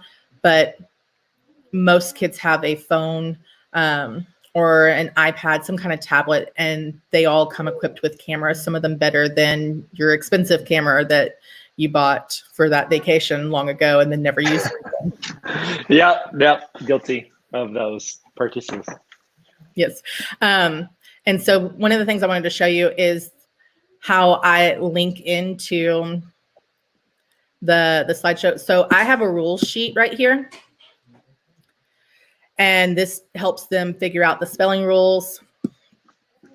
And then on each card, I have a place for them it says, click here for rules, and it will take them right back to slide 2. And you just add that in by putting your shape or your text and then highlighting it and then clicking insert link.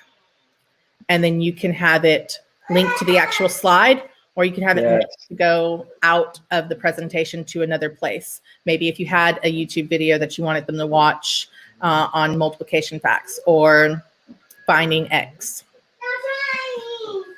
I love that. If you're doing this for print, essentially the same applies. You're going to create the same task cards. You're just going to make them smaller, and you're going to fit 4 on a page, and then print this and cut it out, and it's the perfect size to go in those little picture holders that you get from Hobby Lobby. And then you've got a set of task cards, and you just pull those out when a kid needs extra practice on something, or in centers. I like to use them a lot. Interactive notebooks. I have 2 here. I wanted to show them both. One is for my journalism students. I pulled this up earlier. And it literally looks like a notebook. But that's so cool. And this is it looks cool. It looks like I did a lot of work here, but really I just took a lesson I already use and put all of it piece by piece into this template.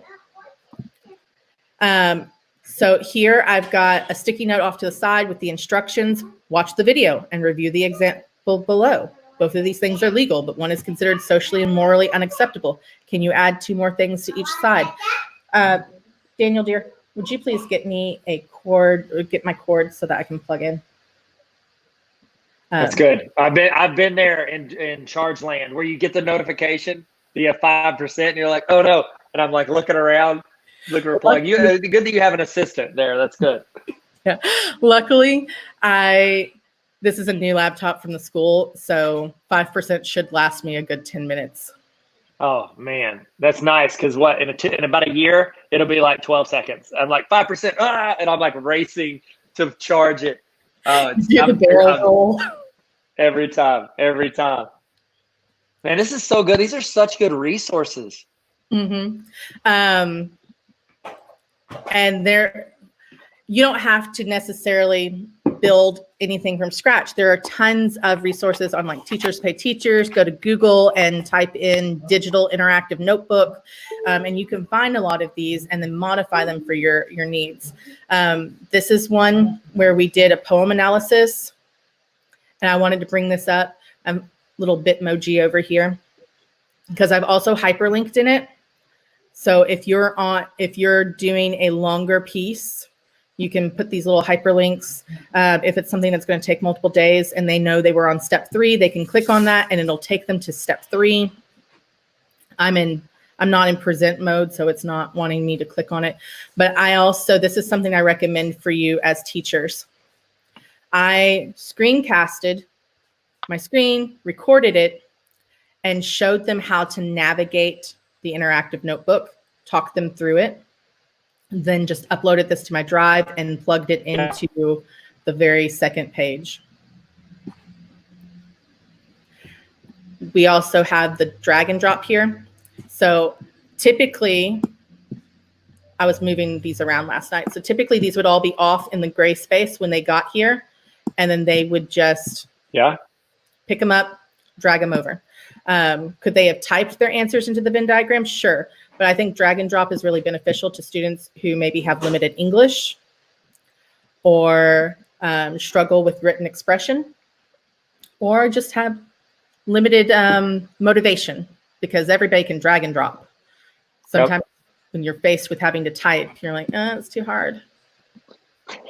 This is great. And you would just, like, for the record, anybody, I'm assuming what you did, and Meg, you can tell me if I'm wrong. You would take that, build out that presentation, and then you go into Google Classroom and you select the option to make a copy for each student. That way they essentially go in and they're working through this project of this lesson. You could, that had to be like, if a teacher thinks like, oh, I got to make one of those every day, that's a lot of work. No, like that could be a full week. And you could literally build one slideshow that they work through. And once you share it with them, you can go into Classroom and you can see their progress at any point throughout the week. So if you check in on Wednesday and you look at little Johnny and little Johnny hasn't done the first slide, you could be like, yo, little Johnny mommy, you need to get him on that assignment because he's not even started. And it's like, it's a good amount of work. Like, it's a great way to not have to like, hey, you didn't check in today and you missed the whole assignment. It's like you give them time. So if you're doing remote learning, I think that's really, really cool, a way to lay out your week or as long as you want. Yeah, it's a great option for kids that need to work at a different pace. Like this particular assignment, this is a week or more. I don't expect a student to come in and be able to do all of this in a single class period. I think it's a good tip. I have some tips later on that I'm going to give about how to keep students from feeling overwhelmed when they're faced with 20 slides. That's good. Collaborative presentations. So this is one that my students actually did. I've taken out the student names and all of that. I've shared this presentation with Tyler, so if he wants to share it out with anybody, he can. If you want to ask me for it, you're more than welcome to. He can throw the link on his website or in the YouTube video. I've made it available to view for anybody who has the link. But what I did was there was one copy of this for each class period, and I selected that students can edit. And then so we were all working on this at the same time. Now, ideally, this is done in class because it requires me, you're not going to be able to sit down with this kind of project because you're going to be walking and monitoring, hey, somebody just deleted my slide. And you're going to have to go and fix and troubleshoot. But I think it's worth the headache because they need to learn to collaborate. Our district, I work with 8 other English teachers, and we all collaborate and use the same documents and the same materials. And we have to figure out how to resolve our conflicts and how to navigate utilizing Google Drive altogether. That's not going away. They're going to do that in the real world. Yes. So, actual examples, I used the master slide to create a template for them to plug in their information, and they did the research, and then they presented it in class. And I loved this particular assignment because they got to research Shakespearean phrases that we still use today. And nobody had to research them all, but they still learned about all of them. That's really good. They did the work and they taught each other. Before I go on to the next portion, is there anything that I need to answer that's come up? Yes. So one person early on asked if you could show them real quick how to animate their slides. And I think that's a really cool feature too when you're presenting. But you can also do some really cool stuff with that. So I'm going to let you take from there. So animate. Let me see if I can find that. Yeah, I typically don't do like too much animation, but there is an option in here to, hold on, give me a second. Oh, you're good. I'll tell you this. Most of the time when I need to know how to do something, I go to help and I just type in what I'm trying to do. Even basic stuff. I'm like, sorry, I just type in help. People are popping in. I gave them the link in the chat to the presentation, which, by the way, is incredible. Unless I wasn't supposed to, then tell me, and I'll get them out of here so fast. I'll get out of here, mister. They can stay. Okay, transition. When you're in edit mode, you should see in your toolbar. If this toolbar is ever not there, you just click on the Show Menus button, and it should pop up. So transition, you'll have motion come over here, and you can animate it. You can have it fade. Oh, come on. Select object to animate. All right. So let's say I want this to come in, or maybe I want it to fade out or spin. Spin is pretty cool.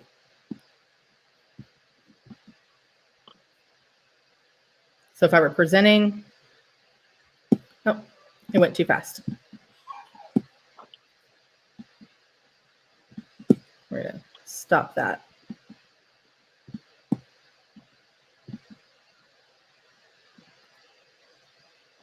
It's not wanting to spin. Oh, there it goes. Oh, there it is. Yeah. So like I said, I don't like to get bogged down in all the bells and whistles. And you can add animation to a presentation that you're putting on yourself and showing to the entire class, either through Zoom, remotely, or Google Hangouts. You can share your screen in both of those apps.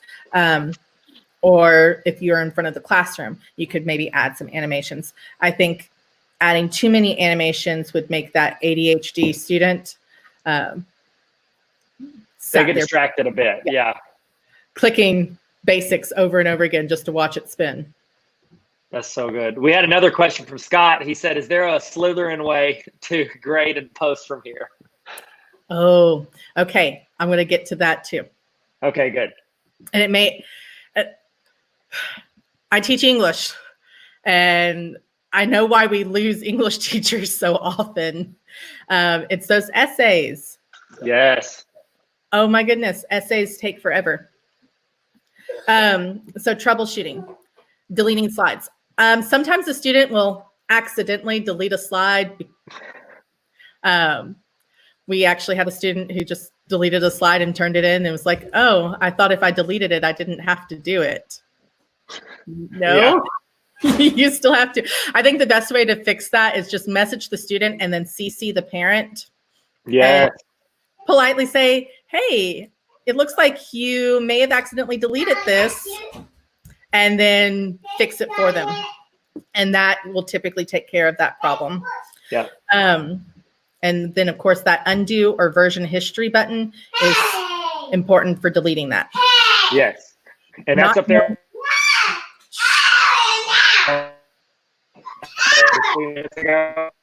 That's where the revision history is. I couldn't hear you over the top. No, you're good. I was telling them where the revision history was if they wanted to see it. It's up in the top middle where it says last edit. You click that and it'll show you every version. Or you can go to file and go to version history. Yep. See version history. And you can even see who made the edits collaboratively. Not knowing X. This is going to take a little front end work, but it's something you could do in a couple of afternoons. Create a hyperdoc of short screen recordings with instructions on how to add a text box or drop and drag and upload and link things for students. There's probably, if you did some research on YouTube, probably already several videos that do that.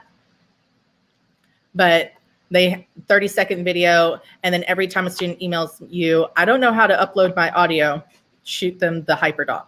Have that in Google Classroom, and walk them through that as part of your your procedures at the beginning of school. Typing over each other, I think it's really important to talk about how to collaborate and what good etiquette is online. So yes.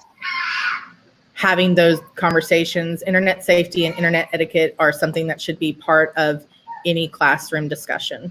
Yeah, and I actually have, if you guys need a resource on that, at tarveracademy.com/resources, like the first one, it's a lesson plan with videos and questions and discussion stuff for students on digital citizenship. So just go in, grab it, copy paste, pretend it's yours, do whatever you want with it, toss those videos in. Honestly, I'm gonna recommend teachers to go through that the first 2 days of class. And you can do that the first day of class, make it required for all your classes.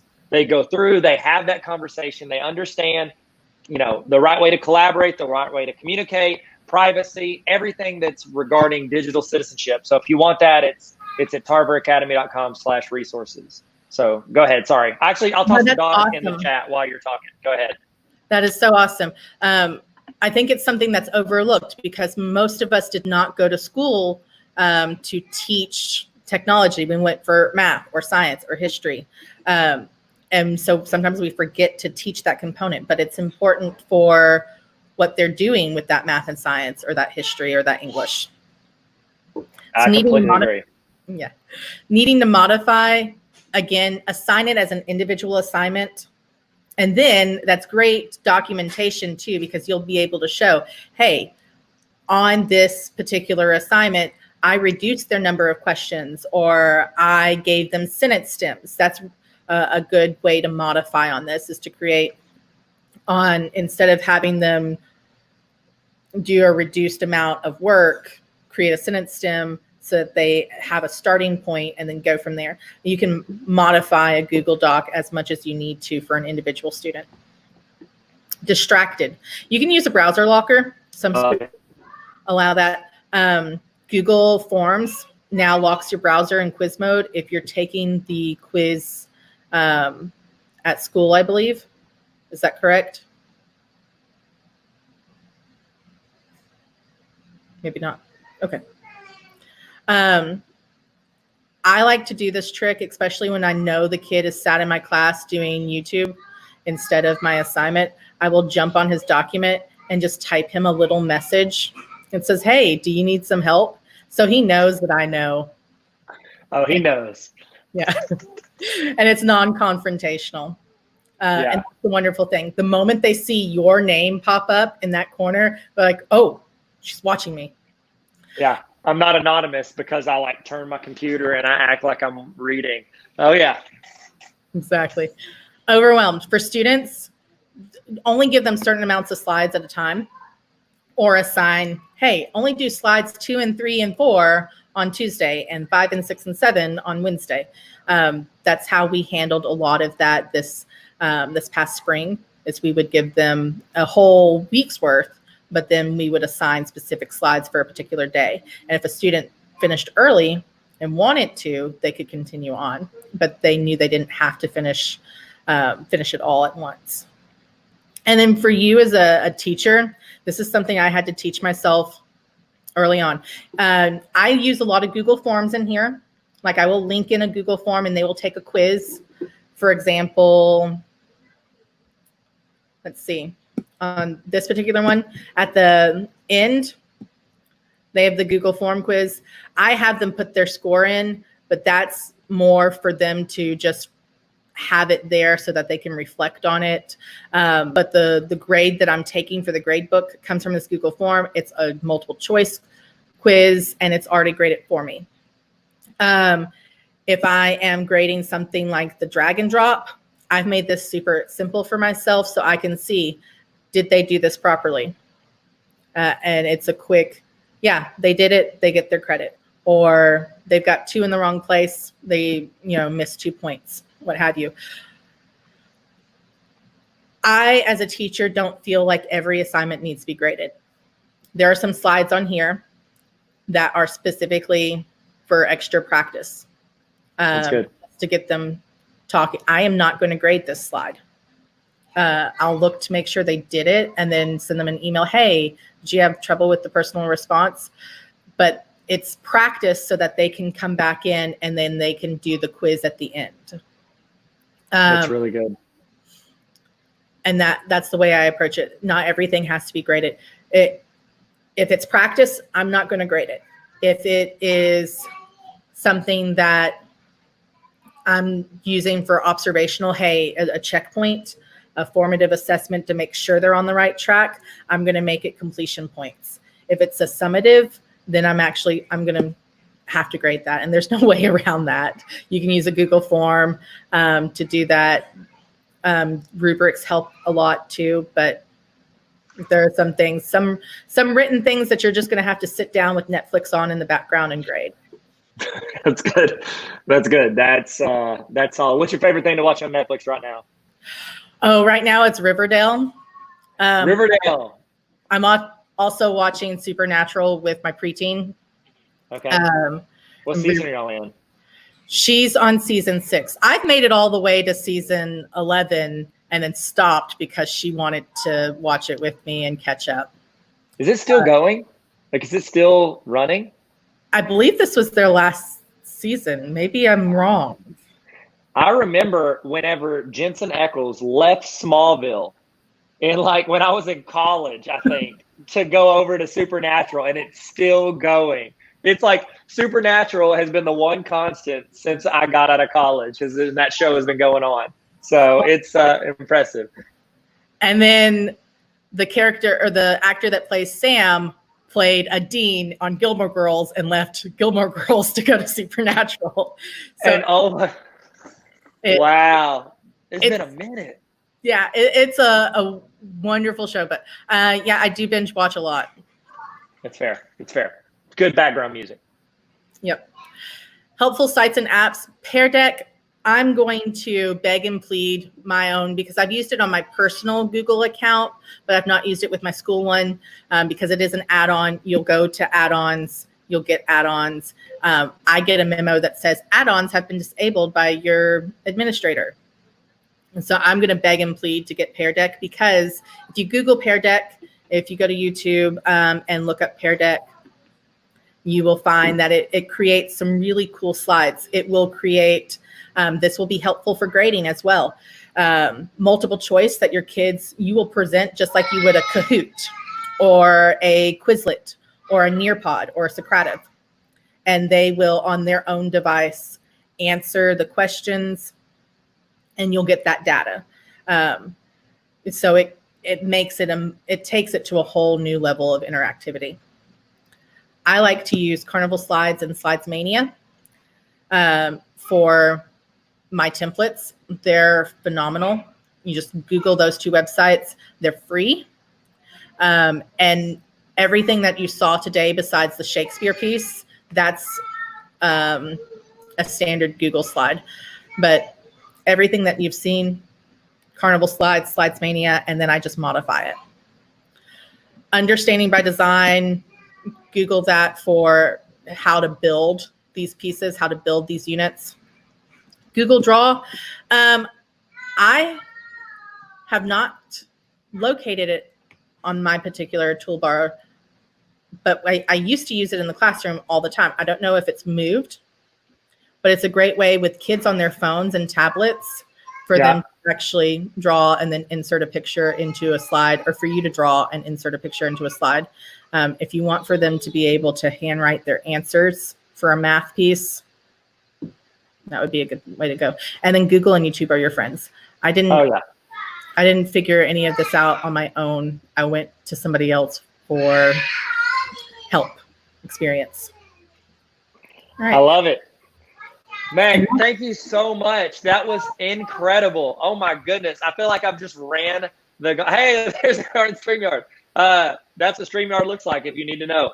I feel like we have run the gauntlet of what Google Slides can do in your classroom.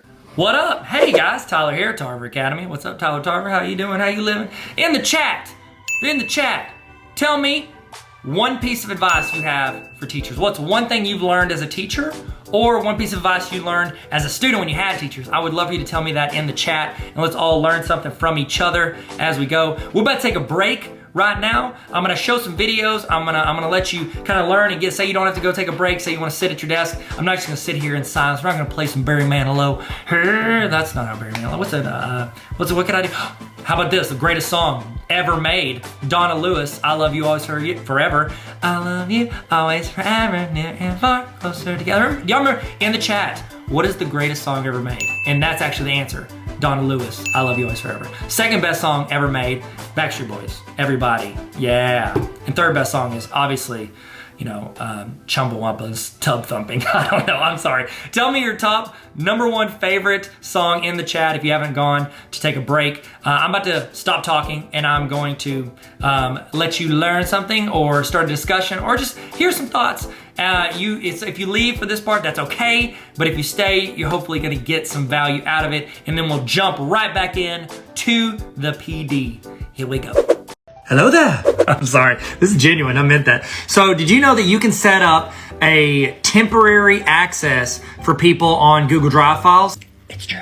Meaning you can set it up to where you share it with your class or other teachers and they only have access until a predetermined date and time, and then it cuts out the access.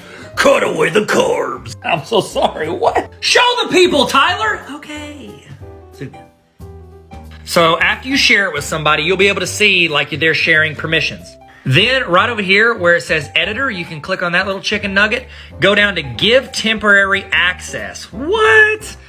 And then I can choose when this little guy is done. You have no access after March 16th and you shall know. Click save and you're good. Now, keep in mind, this is only a feature if you are like a G Suite admin. Most schools have this, I would assume, if you're with a school, which is cool. Nailed it, first try. Follow for more tips and tricks. I want to give you the add-on that'll save hours of your week, and it's just the best. I'd also like to introduce my co-pilot on this magic carpet ride, this young man who will not go to sleep. Say hello, Finn. Let's learn about AutoCrat. That's right. What AutoCrat does is it takes information that is submitted into a Google Sheet, which it can be through a form or directly in a sheet, and it automatically fills in information based on whatever is in the sheet or the form. Does that make sense? Do a form, and it'll create this email, document, PDF. We can use it for a ton of stuff. Certificates, if you fill out one of my PDs at the end, it'll automatically send a certificate with your name filled in, the PD you did, the timestamp of when you did it, all of it. That is called AutoCrat. So I created one for professional development one time where when a teacher fills out what they want to take for PD, it fills in here, automatically adds up, emails it to the right people, and then we can all sign off on it. I created a 5-minute walkthrough that'll walk you through it. Link in my Instagram bio. Oh, did you know you can create virtual backgrounds for your Zoom to do bingo or activities with students or whoever you want, I guess? Let me show you how to do that. Go to the link in my Instagram bio. Click on the link. Click on, there it is, Canva. Goats, click on it. They have free accounts, so you ain't gotta buy nothing. Go to the search and type in Zoom and click on Zoom Virtual Background. You can choose from a plethora of different things. Happy birthday. Oh, look at that, Costa Rica. All these beautiful things. Let's maybe try this little chicken nugget. You can use this, you can change out stuff. Mr. T, that's me, Mr. T, Tarver. Low-key, do we know what Mr. T's last name was? Maybe it was Tarver. Related. You can put whatever their assignments are gonna be for the day. Get that download game. Oh, check this out, that's me. I can teach class, blah, blah, blah, Pythagorean theorem. Follow for all the tips and tricks or else I'll delete your account. Hey guys, you wanna learn how to do video? First, you have to put up with me talking about how I like cards. This is Greg Maddox rookie card. That's what's up. Let's get to learning. I'm so sorry. I'm seriously getting back into it and I cannot help myself. We're gonna breathe together and we're gonna learn together. So most of you guys will use Screencastify or Loom to create video, and they're great for video. But you know who else is in the game that you might not know about? It's the people that you love for design, Canva. If you don't use Canva, so help me, you don't watch me. And you might as well just delete your account because Canva's incredible. Let me show you how to do it. First off, if you need link in my bio, I've got a link straight to Canva and you can get it. It's free, but they got pay versions. Just do the free one. Hit video, search video, hit video, pick you a template. I'm a little click. Then you just make sure you upload the video into there. Bam, hit videos. Bam, you can select it and drag it in there like this. Click. And then the video's in there. This is a video I made 12 years ago. It's gross. It'll tell you how long it is right there, and you should download. I probably recommend an MP4. Now you got the video. By the way, my book dropped today. Hey, what's up? How are you today? So I want to show you a website that I let my students play if they were like caught up on something, if it was semester exams and they finished all their tests. It was a fun site that they could go to and play where it required some thought and some strategy, but also it was kind of fun. It was called Fantastic Contraption. And this is like the original that I like. You just hit play. And the goal is you're trying to move, look at this. You're trying to move these into this area. And you can build contraptions, but it has to be in the blue areas where you build it. So like here's one. You would try to get that ball into this area. So when you hit start, everything just drops. So you've got to build something that carries it over there. You have different things that do different stuff. They call it like an online physics game. And I taught math, so it was pretty fun. Let's see if this goes. Come on, little buddy. Let's go, little buddy. Come on, buddy. Oh no. Oh no. Oh yes. Come on. Oh no. Oh no. Is that the song?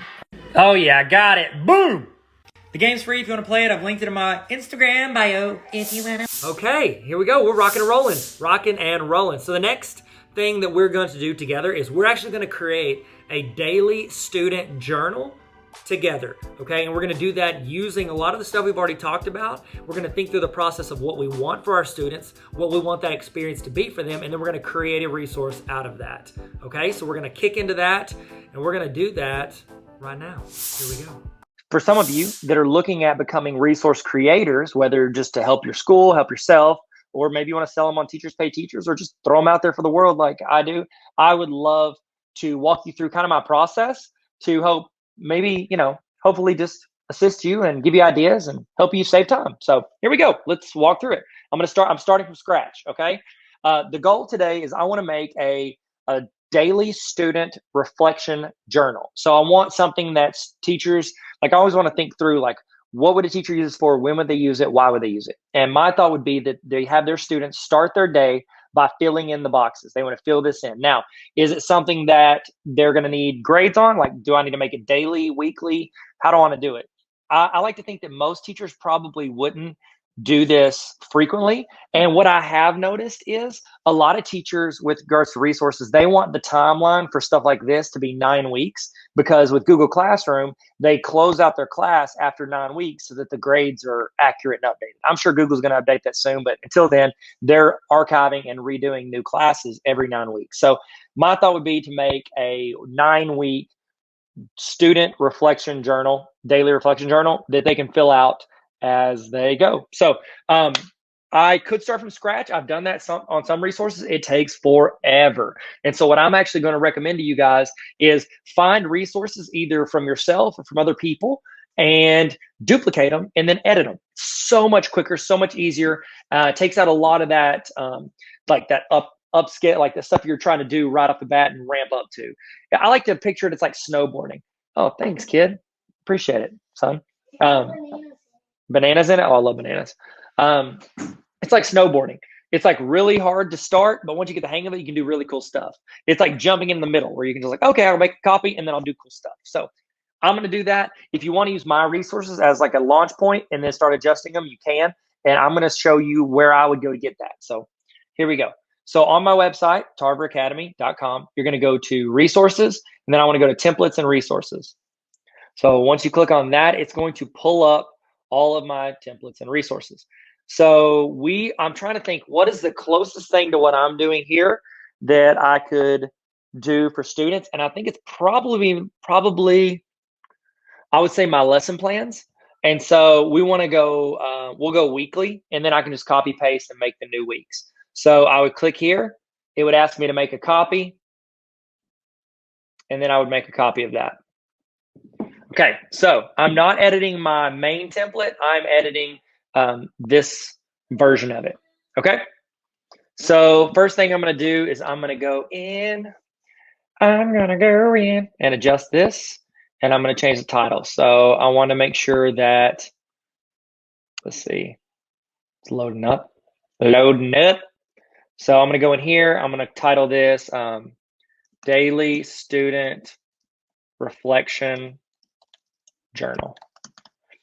Now, keep in mind, I pulled from this one to start with, but you can always go and pull from different things that you've done, so you don't have to start from scratch. Like some pages, I'm going to grab that one page here, toss it over, do this here, toss it over. So this is kind of like my intro page that I always have. So I'll probably read that before I send it, but yours is going to be different. I don't want to waste your time. So daily student reflection journal. Sorry, there we go. We're going to move this over so that that fits. Okay, sweet.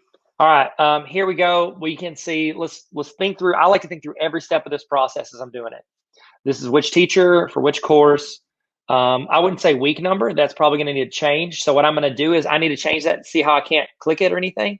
It's because I've got that on the master. So I'm going to go to view and I'm going to go to master. Oh, you need to see this larger. I'm so sorry, everybody.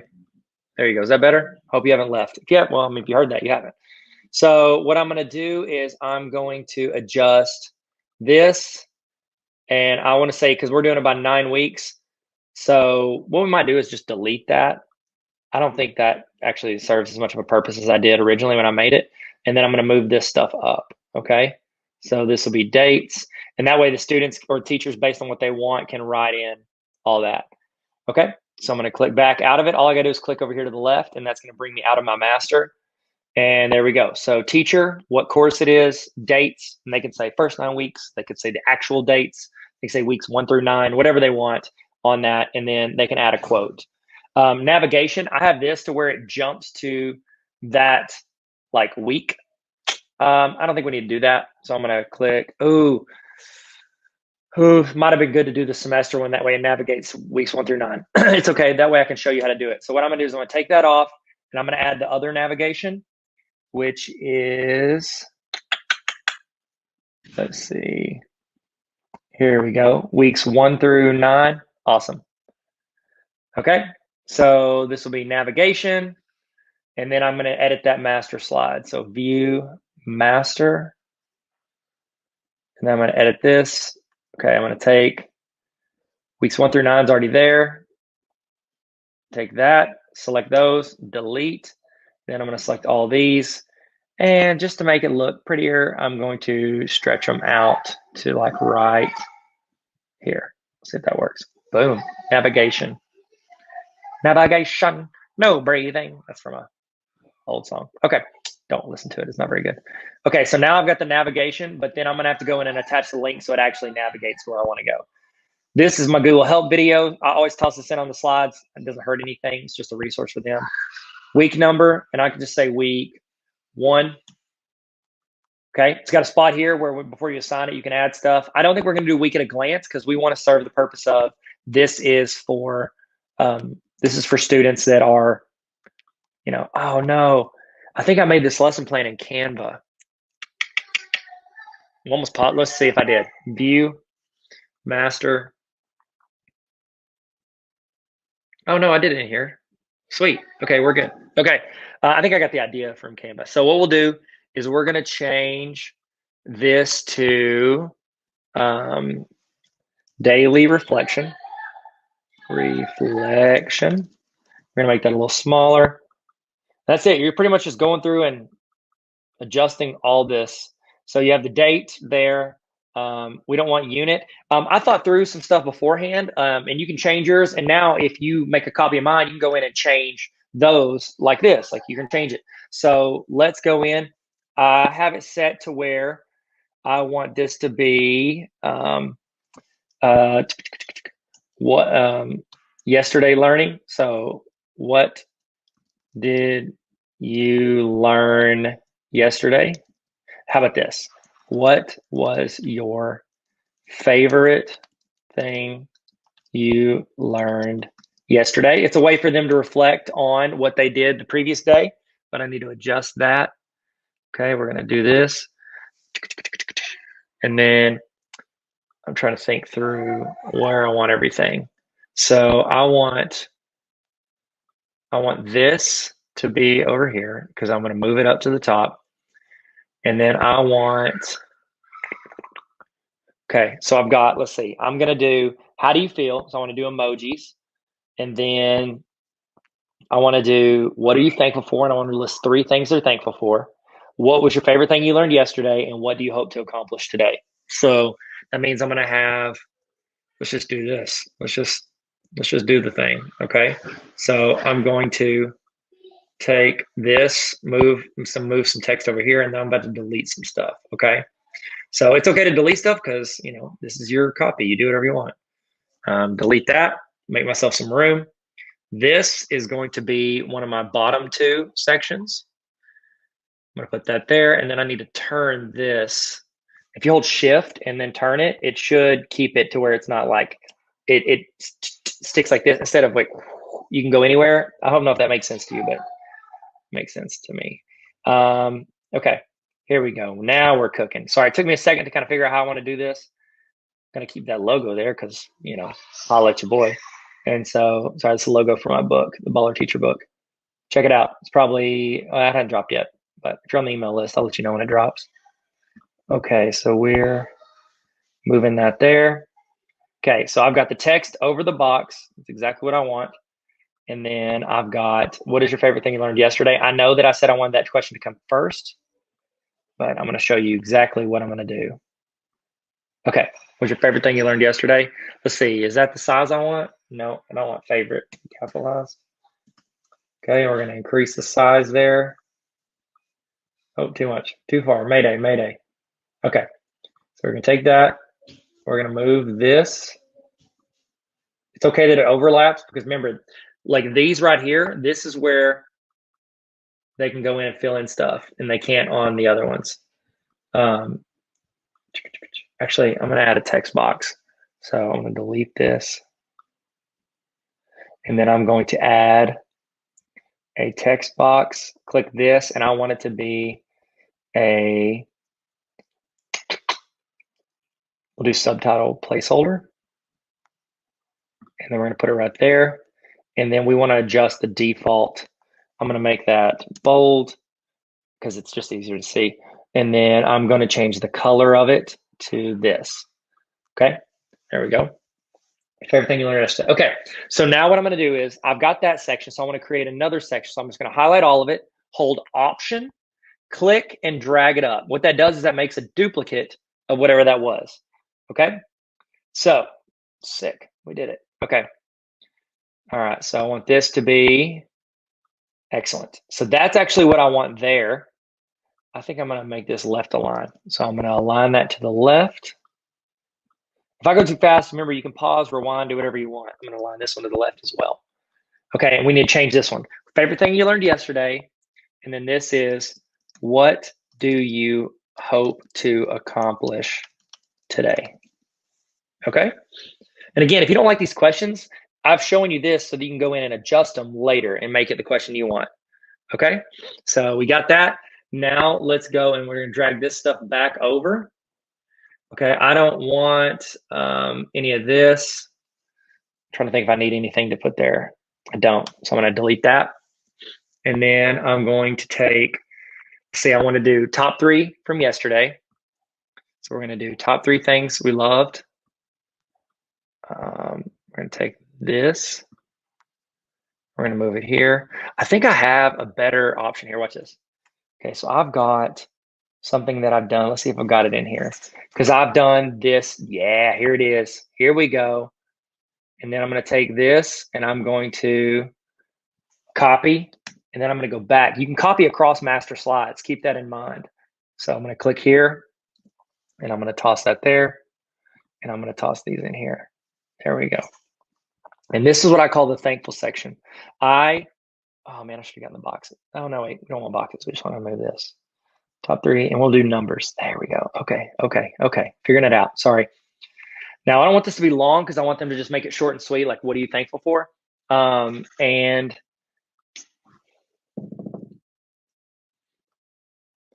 I have read so many leadership books and productivity books and just how to be happier, mental health books, and they talk so often about how important it is for people to reflect on what they're thankful for. Having a daily gratitude journal or a way to express gratitude every day, it changes your mindset and the things that happen to you. So I highly recommend it. So list 3 things you're thankful for. today. Let's say today so that they don't just write the same 3 things every day. There we go. What's 3 things you're thankful for today? Okay. And then I'm going to put some numbers in here. Is that cool with you guys? Everybody cool with that? We're going to go text box. We're going to put here. I'm going to go 1. Bodie. Voldy's gone moldy. That's from Harry Potter. I talk about Harry Potter too much. Sorry, everybody. Don't get hurt. We're good. Okay. So I'm going to go there. Okay, great. So I'm going to take this, and then I'm going to move it up to match it. Oop, did that match it? There we go. I don't know if I'm doing anything. I don't think I am. So are we moving? Okay. We're clicking. Okay, there we go. Okay, let's change the color of this because we're staying with this like navy red thing. So I'll make, since the text is blue there, we're gonna make the text red here. Okay, and I'm doing that on the first one because I'm just gonna duplicate it for the other ones. So watch this. Hold Option, click and drag. Copy paste is your best friend. Here we go. Is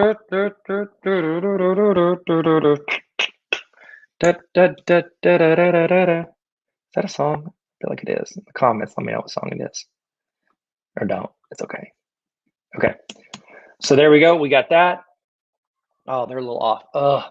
That's the only thing about slides is you can't like zoom in unless there's something I don't know about to see, like make it move just a little bit. Just a little bit. Here we go. We're moving.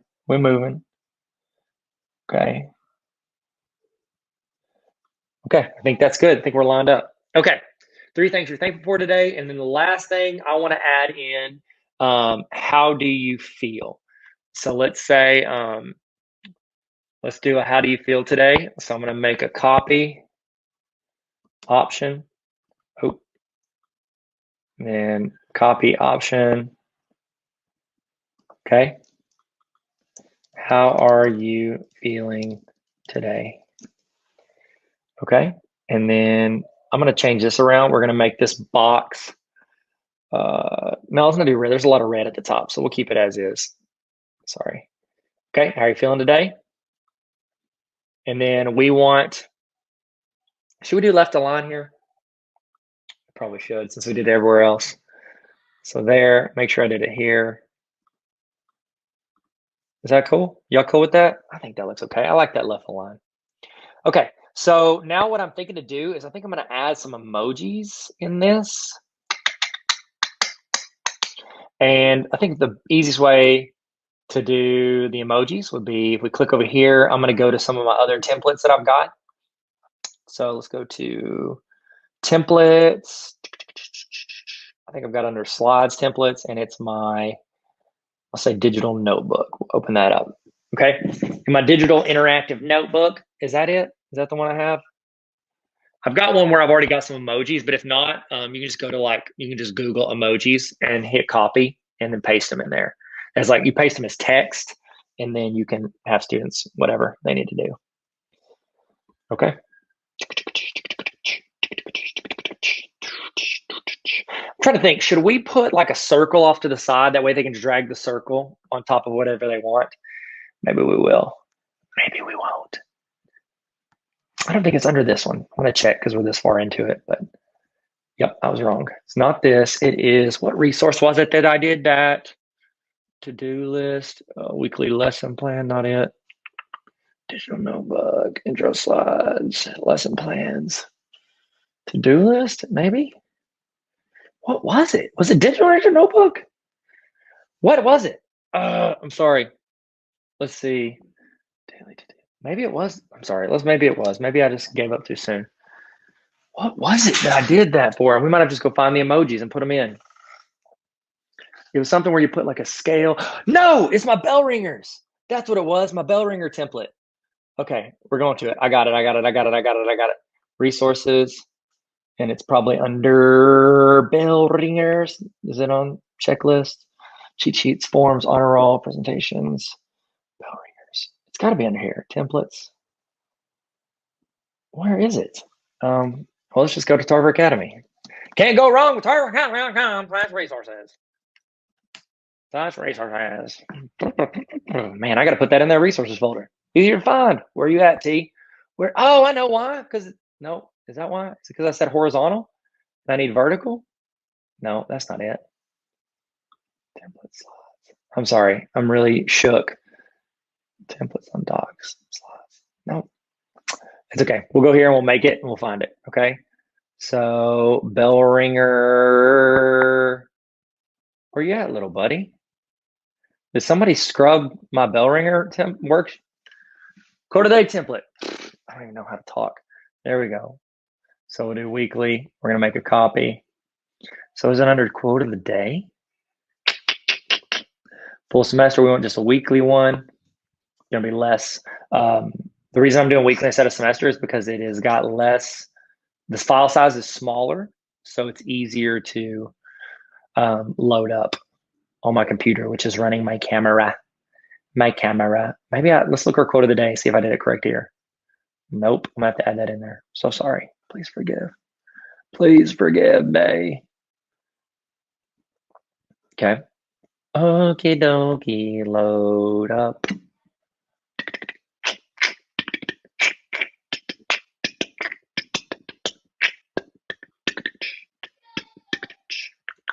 Here we go. So we'll take these and we're gonna copy, and then we're just gonna paste them over into this one. Like I said, don't think that you cannot go across slides and put those in there. And so we're gonna go ahead and post these, and we're gonna do this. And then, do we want people to say they feel like trash?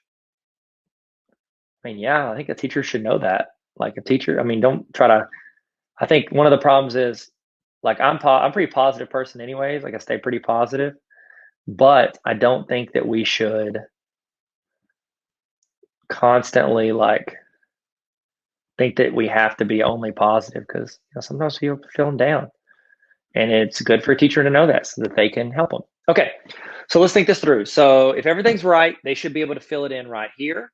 We need to make a circle that they can drag over the top. They should be able to fill in here and fill in here. So let's click off of the master slide. Okay. Here we go. All right, so I had these to where I had like the date on top of it, which we don't need that. Oh man, come on. What am I doing? I gotta have to move this box to move this. Delete that.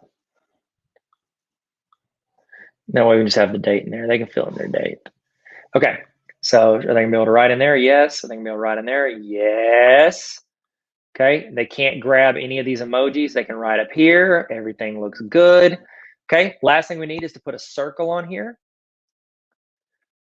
Is that daily reflection? I'm sorry, this bothers me. Daily reflection's up a little bit, date's down. I'm so sorry. We're gonna go to view, we're gonna go to master, and we're gonna move this down just a little bit. I'm so sorry, everybody. Bugging me.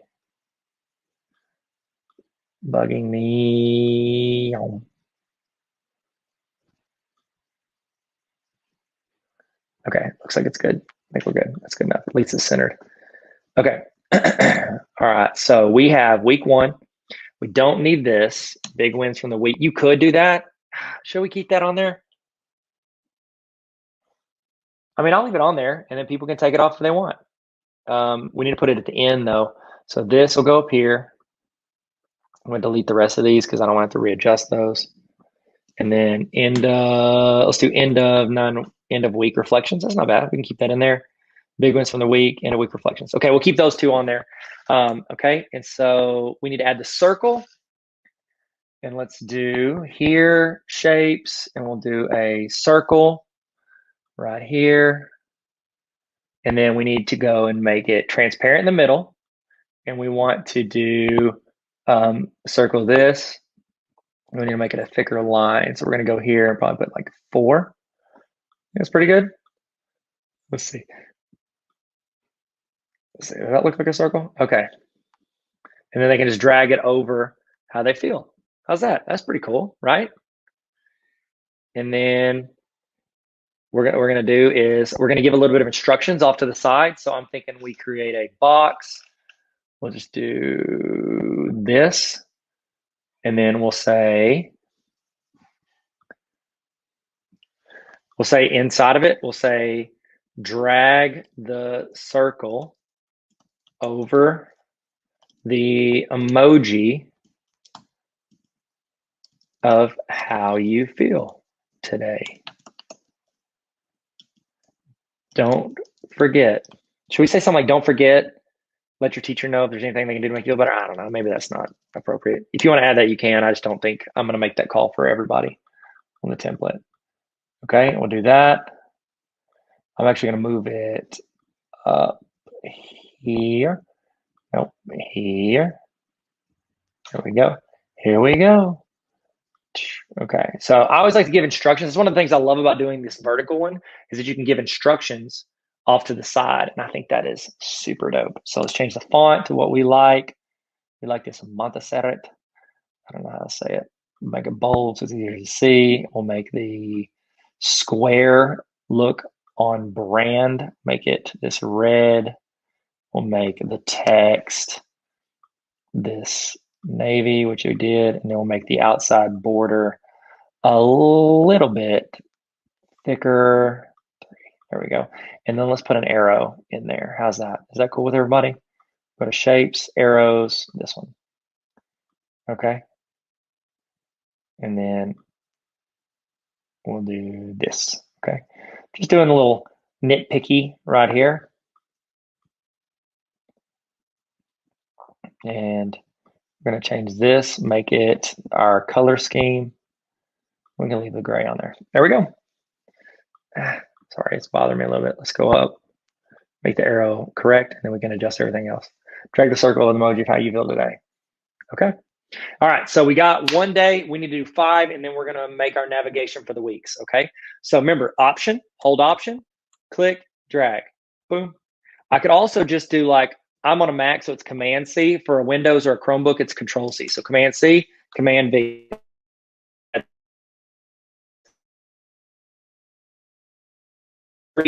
Okay, so that's week 1. So now what we're going to do is we need to make 9 weeks of it. So I'm going to select the top one. I'm going to roll down, and I want to include my end of week stuff. And then I'm going to copy, hold Shift, click, and that's when you click, let go, and then you hold Shift and you click the bottom. It selects everything in between. Now I'm going to copy. And so now I want to place right here on the last one, hit paste.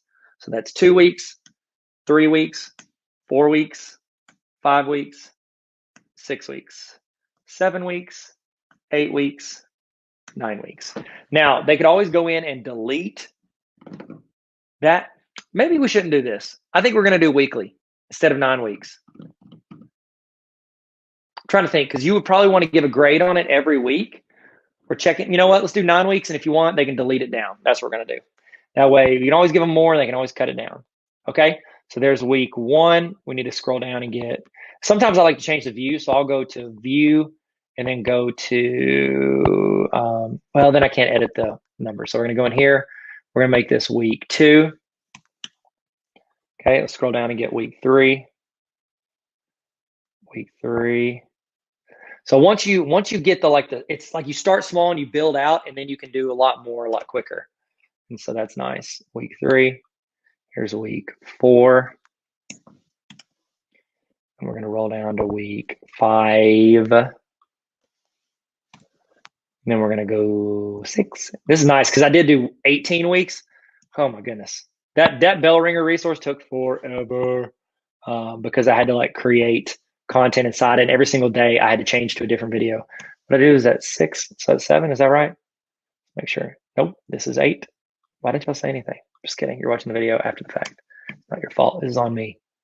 Okay, and this will be week 9. Okay. Boom. Okay, so we got 9 weeks. Now the last thing we got to do is we got to build out a navigation bar. Oh wait, I got an extra week in here. Did I miss one? Let's see. Now I'm going to go to view, and I'm going to go to grid view. That way I can see it all at once a little easier. So here we go. So week 1, week 2, week 3, week 4, week 5, week 6. I skipped 6. That's on me. That's on me. View back to take off grid view. We left out week 6 and watch how I'm gonna put it in there. We got week 6. I'm gonna take week 6. I'm gonna highlight it all. I'm gonna copy. I'm gonna delete. And then I'm gonna move up to where I missed it. That's 5. So week 6 should go right here. Hit paste. Make sure we didn't overlap the wrong page. So we're good. Boom, 6 is in there. So we're rolling. Here we go. Week 7, 8, 9. Here we go.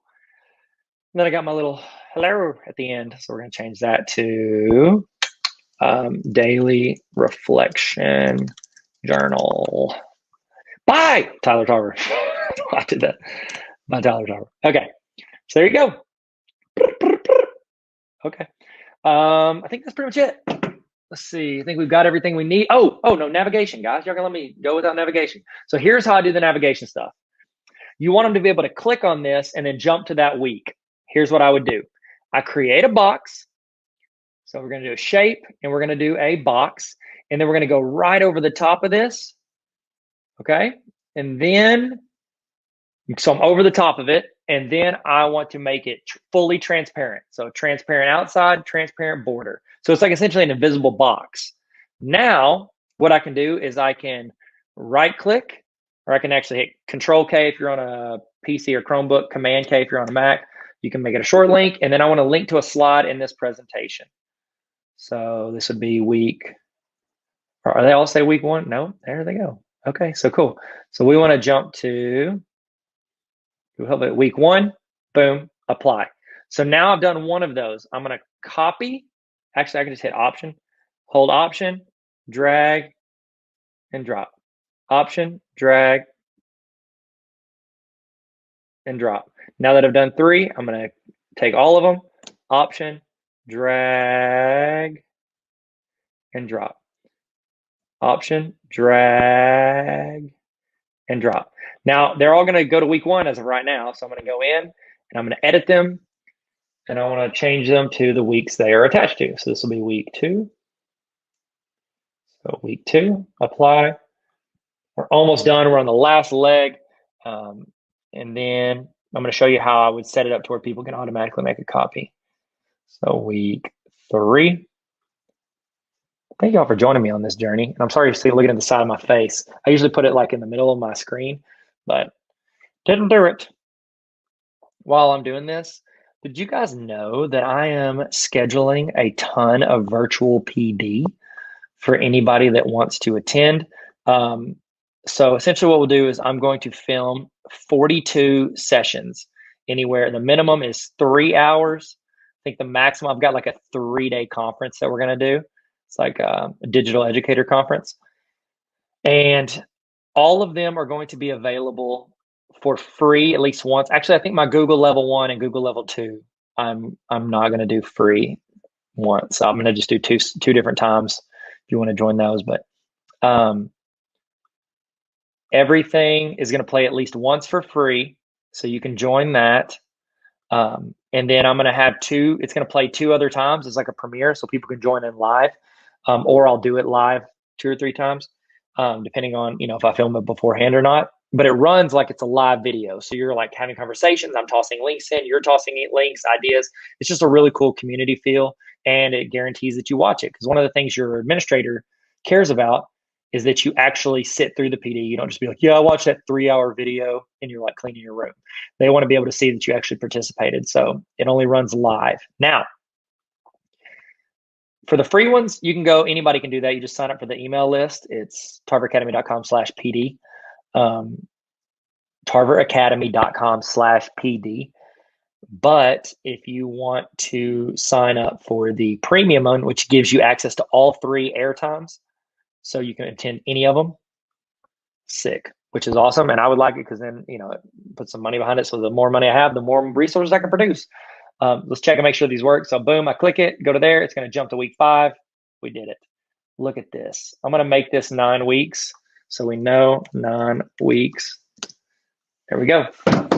But anyways, I'm going to do premium PD as well. So if you want, check out tarveracademy.com/PD. You can sign up to get the free version, or you can click on the link on there and sign up for the premium one. I would not recommend you pay out of your own money.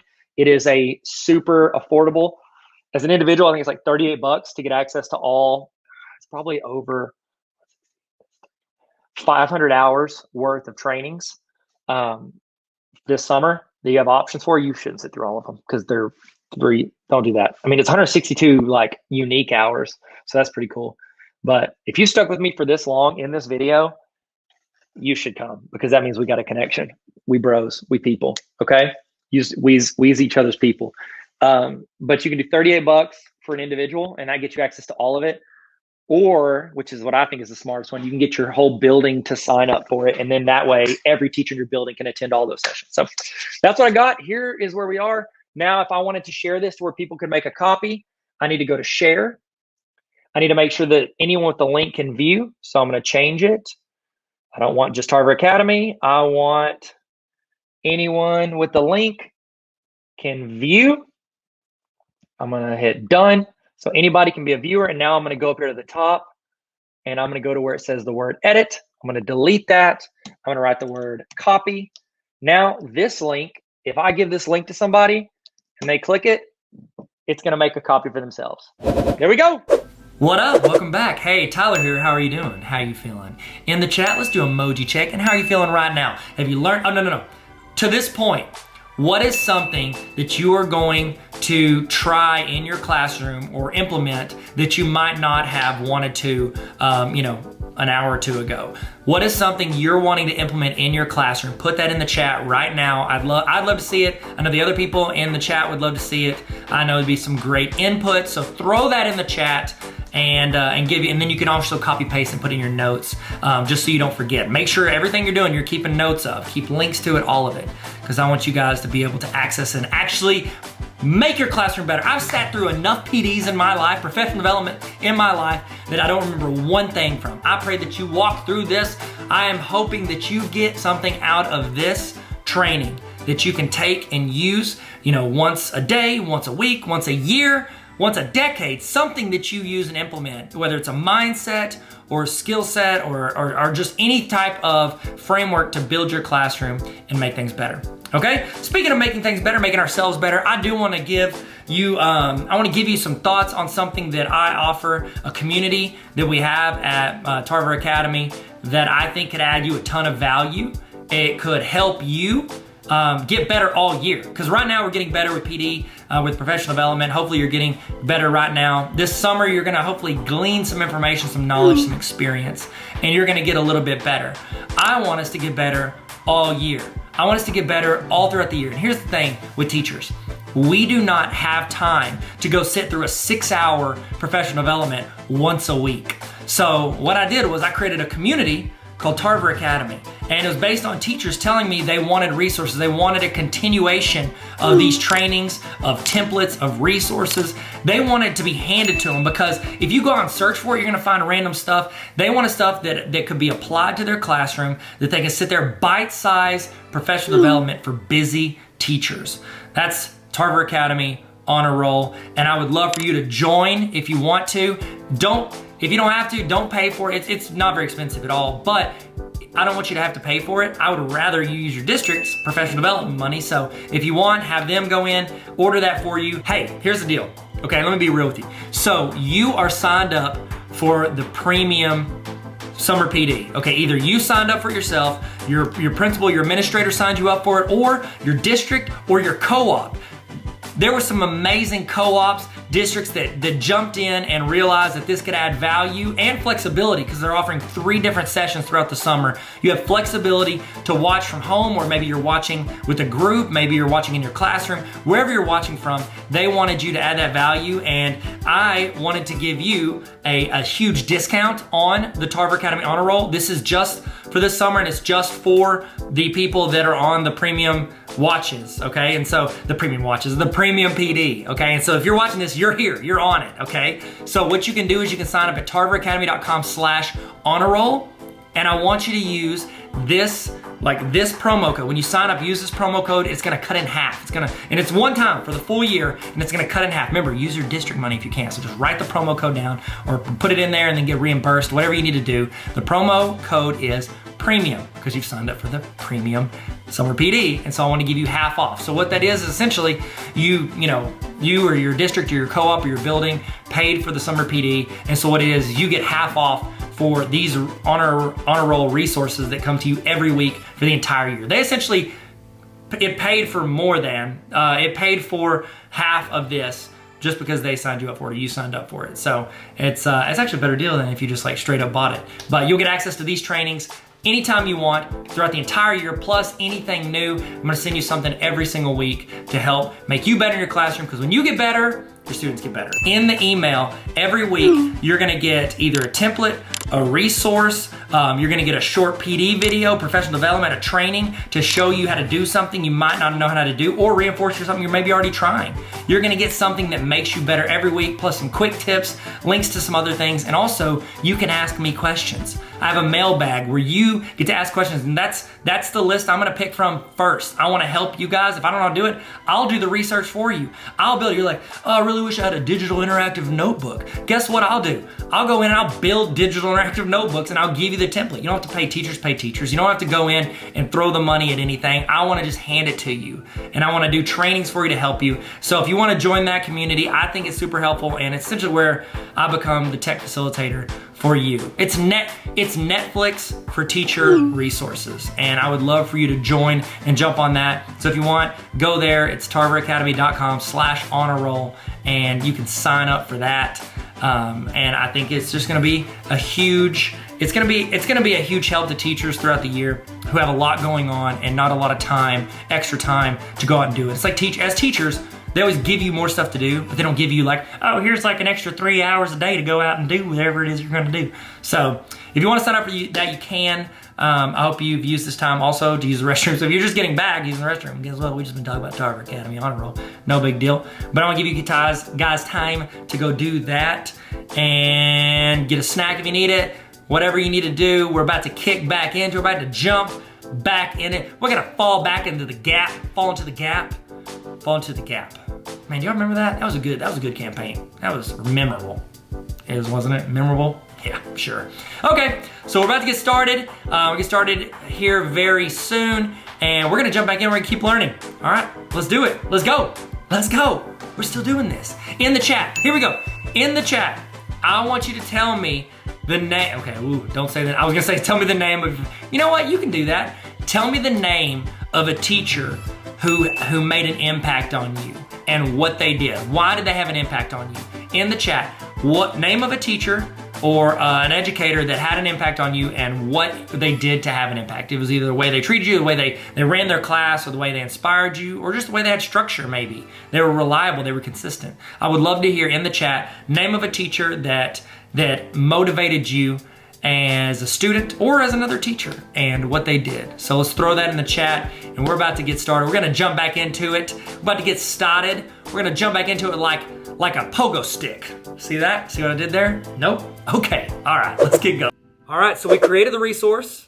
Now what we're gonna do is I'm gonna show you how to take that resource you created and put it into Google Classroom and assign that for your students. We're gonna take what we've done and we're gonna put it out there. So it's the full, we're closing the loop, as they say, on this assignment for students. So let's go ahead and look at how to do that. So here we go. Let's walk through. I'm going to walk you from like getting the resource to uploading into Classroom to any thoughts I have on the process of assigning this. Okay. So what you're going to do is you're going to go to tarveracademy.com and you can click on resources. Okay. If you're on the honor roll, which you probably are, if you're here, you can go into the membership side and click on it as well. You can watch the walkthrough there. So we're going to scroll down to Daily Student Reflection Journal. It's under Resource or Template. Daily Student Reflection Journal. We're going to click on it. We are going to make a copy. Remember, when you make that copy, I no longer have access to it. So don't be like, hey, Tyler, can you adjust this? I can't. I don't have access. And don't worry about me seeing what you put on there.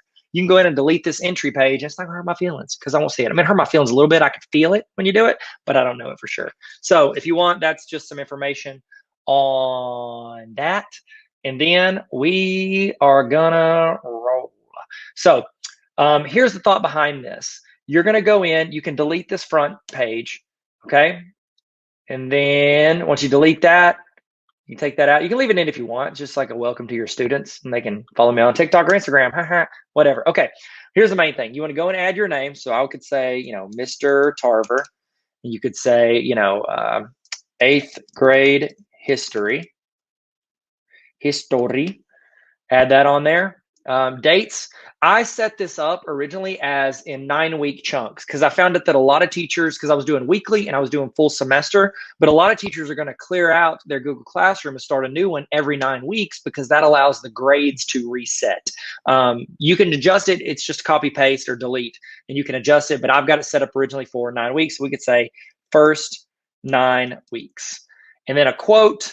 What's a good quote? What is it? Be the change you want to see in the world. You can put whatever quote you like. I like man in the arena. That's my favorite quote. But you guys know I love quotes, bell ringers. Who said this? I don't know. We'll give credit to Teddy. Ben Franklin pretty much said everything, right? This is not correct. Don't at me. I'm sorry. So there you go. This, remember, you don't want to get specific based on student. This is what we're going to create a copy for every student from. So keep in your mindset, this is generic. It's specific enough to be my class, but generic enough to be applied to every student. Okay. Then you go to this one, important links. If you want, you can add like your grade book, put a link to that. Or not grade book, like in Arkansas, they use TAC or Hack, eSchool, whatever. You can link to that. You can link to other websites you like. Say you like Crash Course on their YouTube. You can link to Crash Courses. This is just for you to be able to put like links they can refer to. I put this at the front of every single assignment because I feel like it's really good for students to be able to go and have like a hub they can always refer to. All right. This right here is navigation. So as you get going, I don't want them to have to scroll a lot. They can just click on it and it'll jump to whatever week it is they're working on. So it's kind of a navigation bar. Again, you can delete that if you trim it down to like 1 week. That's fine. But here we go, Google Help videos. These are links to tutorials for students. I kind of geared it around. These are the main things that students struggle with. And then we roll into this, okay? Week 1, you can add information there. Remember, you're assigning it for the whole 9 weeks. So if you can plan ahead and see things that they need to do, or you can just type something encouraging in here. Say, looking forward to our first week together. Please don't hesitate to contact me for anything. Okay. And then I'm going to spell hesitate correctly. I'm going to get blasted. You can say whatever you want. Put that in there. It's kind of like your notes page for them whenever they hit it. Remember, you're not going to be able to bulk edit them. I think there's an app I heard about recently. I'm going to check out where you can, but I haven't tried it out, so I don't want to vouch for it. Okay, so let's go into what a student is going to do. And if you want to, you could actually start at this part of the video and show this to your students so they can see what's expected of them as they're filling out their daily journal reflection, okay? So here we go.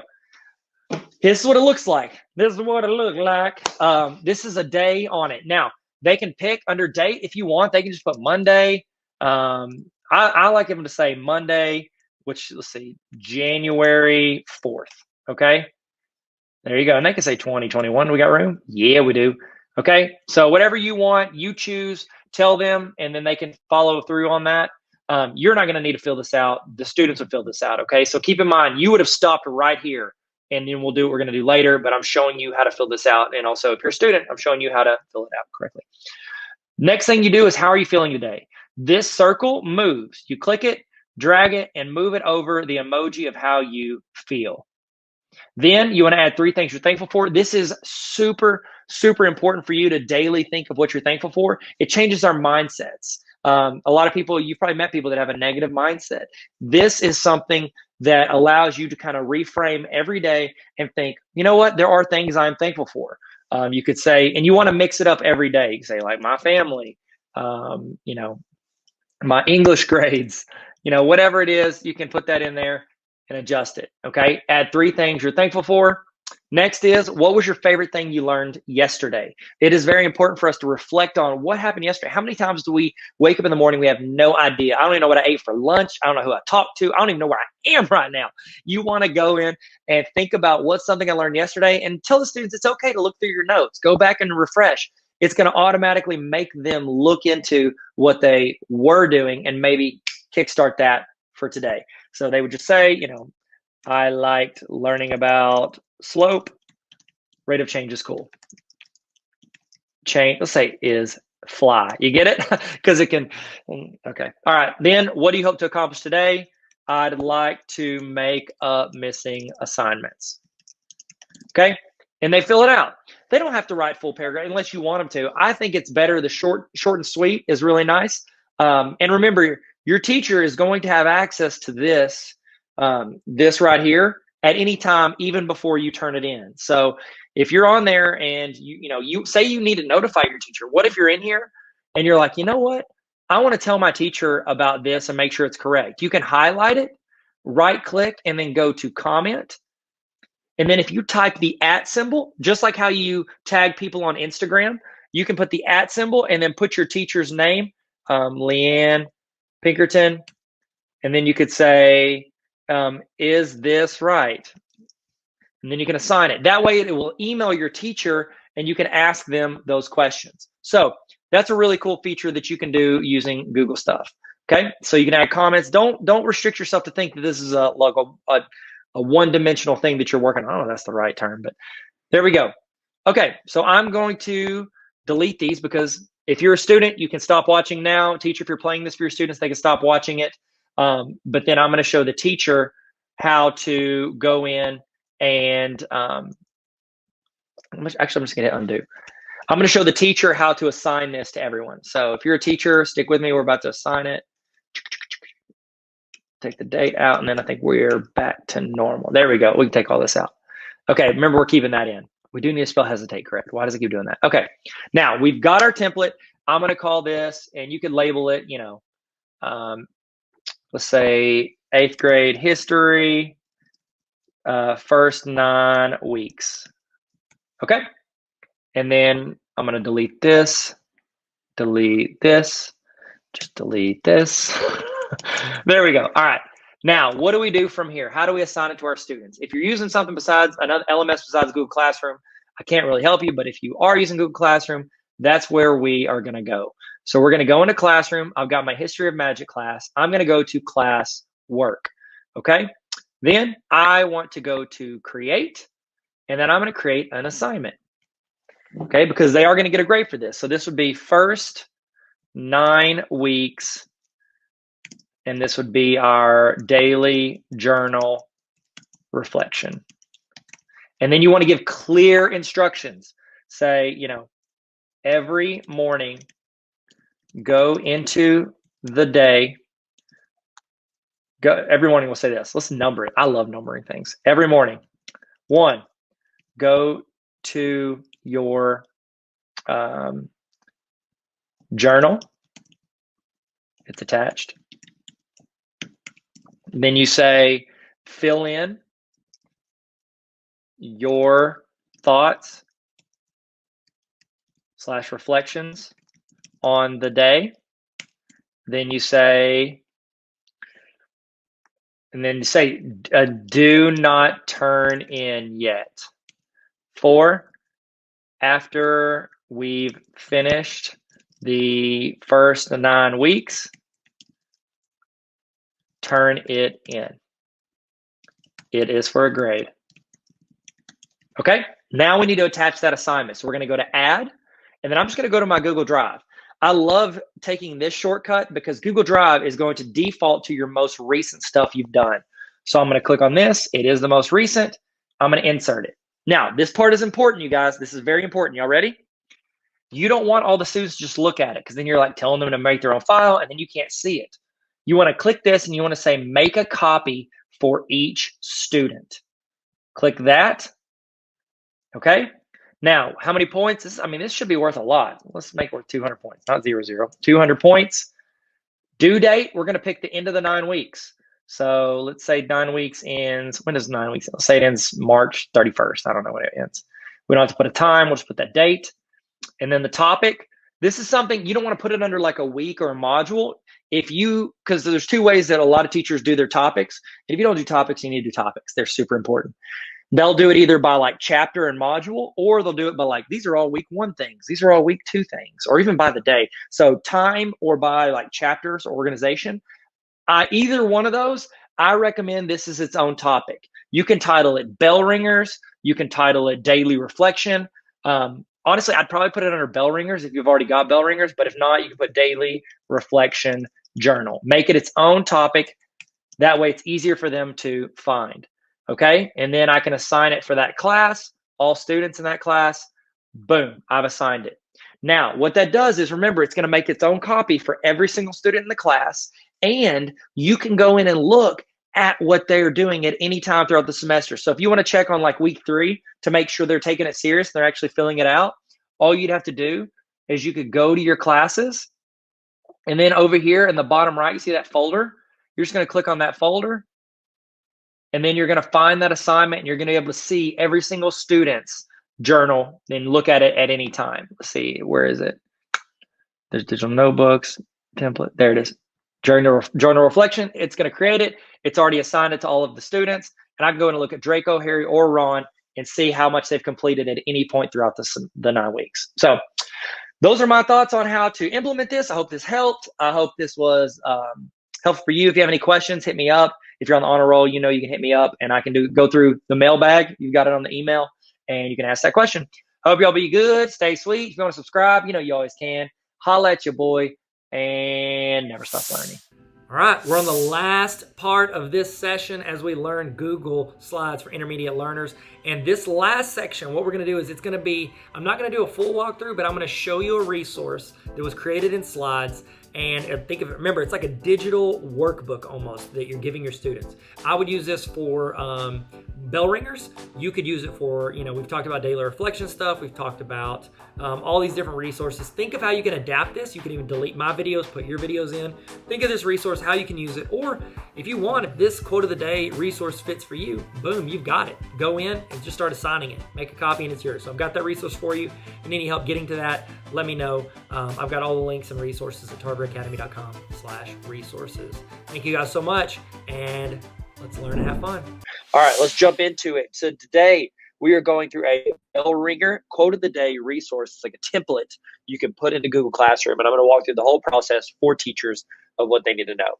So to get the template, I'll have it on my website, tarveracademy.com/resources, but I just finished it last night, so I haven't put it on there. But I do have it in my Instagram bio. So if you go to the link in my Instagram bio, and then you're going to scroll down, and it's going to be right there. Quote of the day assignment template. Now, I've got it full semester. I'm going to have this where it links to a page where you can choose weekly, or you can pick the full semester. But whichever one you click on, it's going to ask you to make a copy. You go ahead and make that copy. Remember, this becomes your copy. I do not have access to it. It is 100% yours. I don't touch it. I don't have it. Okay? So what I did was I went with the same thing as we did on the lesson plans and the digital interactive notebook. I went like it was a trapper keeper, like its own binder, like a vertical. I didn't go this way like a slideshow. I went vertical. So in this, it's got a little letter from me, got some links on there if you want to check it out. And then this right here, this is the this is our walkthrough for students. So students can have that video. You can paste that video in there. They can watch that to know how to complete this assignment. I'm going to show you how I would do that here in a second. Now, whenever you do this, before you assign it, this is pre-assigning it. Now, you can do this weekly or full semester. So if you're going in, the name, that's them. They're going to fill their name out, okay? And I explain that in the video on how to do that. For subject, you put your subject. So you would say, let's say it's 7th grade history. And then you could put a quote for your class. I like Theodore Roosevelt's Man in the Arena. I think that's my favorite quote. But you could fill in your favorite quote, a quote for your class, quote for the week, whatever it is. Like we do with all my resources, here's an important links page. You can go in. If you've got any of my other resources, like the lesson plans or the digital interactive notebook, you can just copy paste those links into here. You could put your school website if you have like a place where they check their grades online, any other websites or resources or YouTube channels you use besides this one. Hey, what's up? Like and subscribe. Okay. Then here is the Google Help videos. It's for students if they have trouble submitting, doing anything. I've got it all on here. Where's my photo? It's not showing up.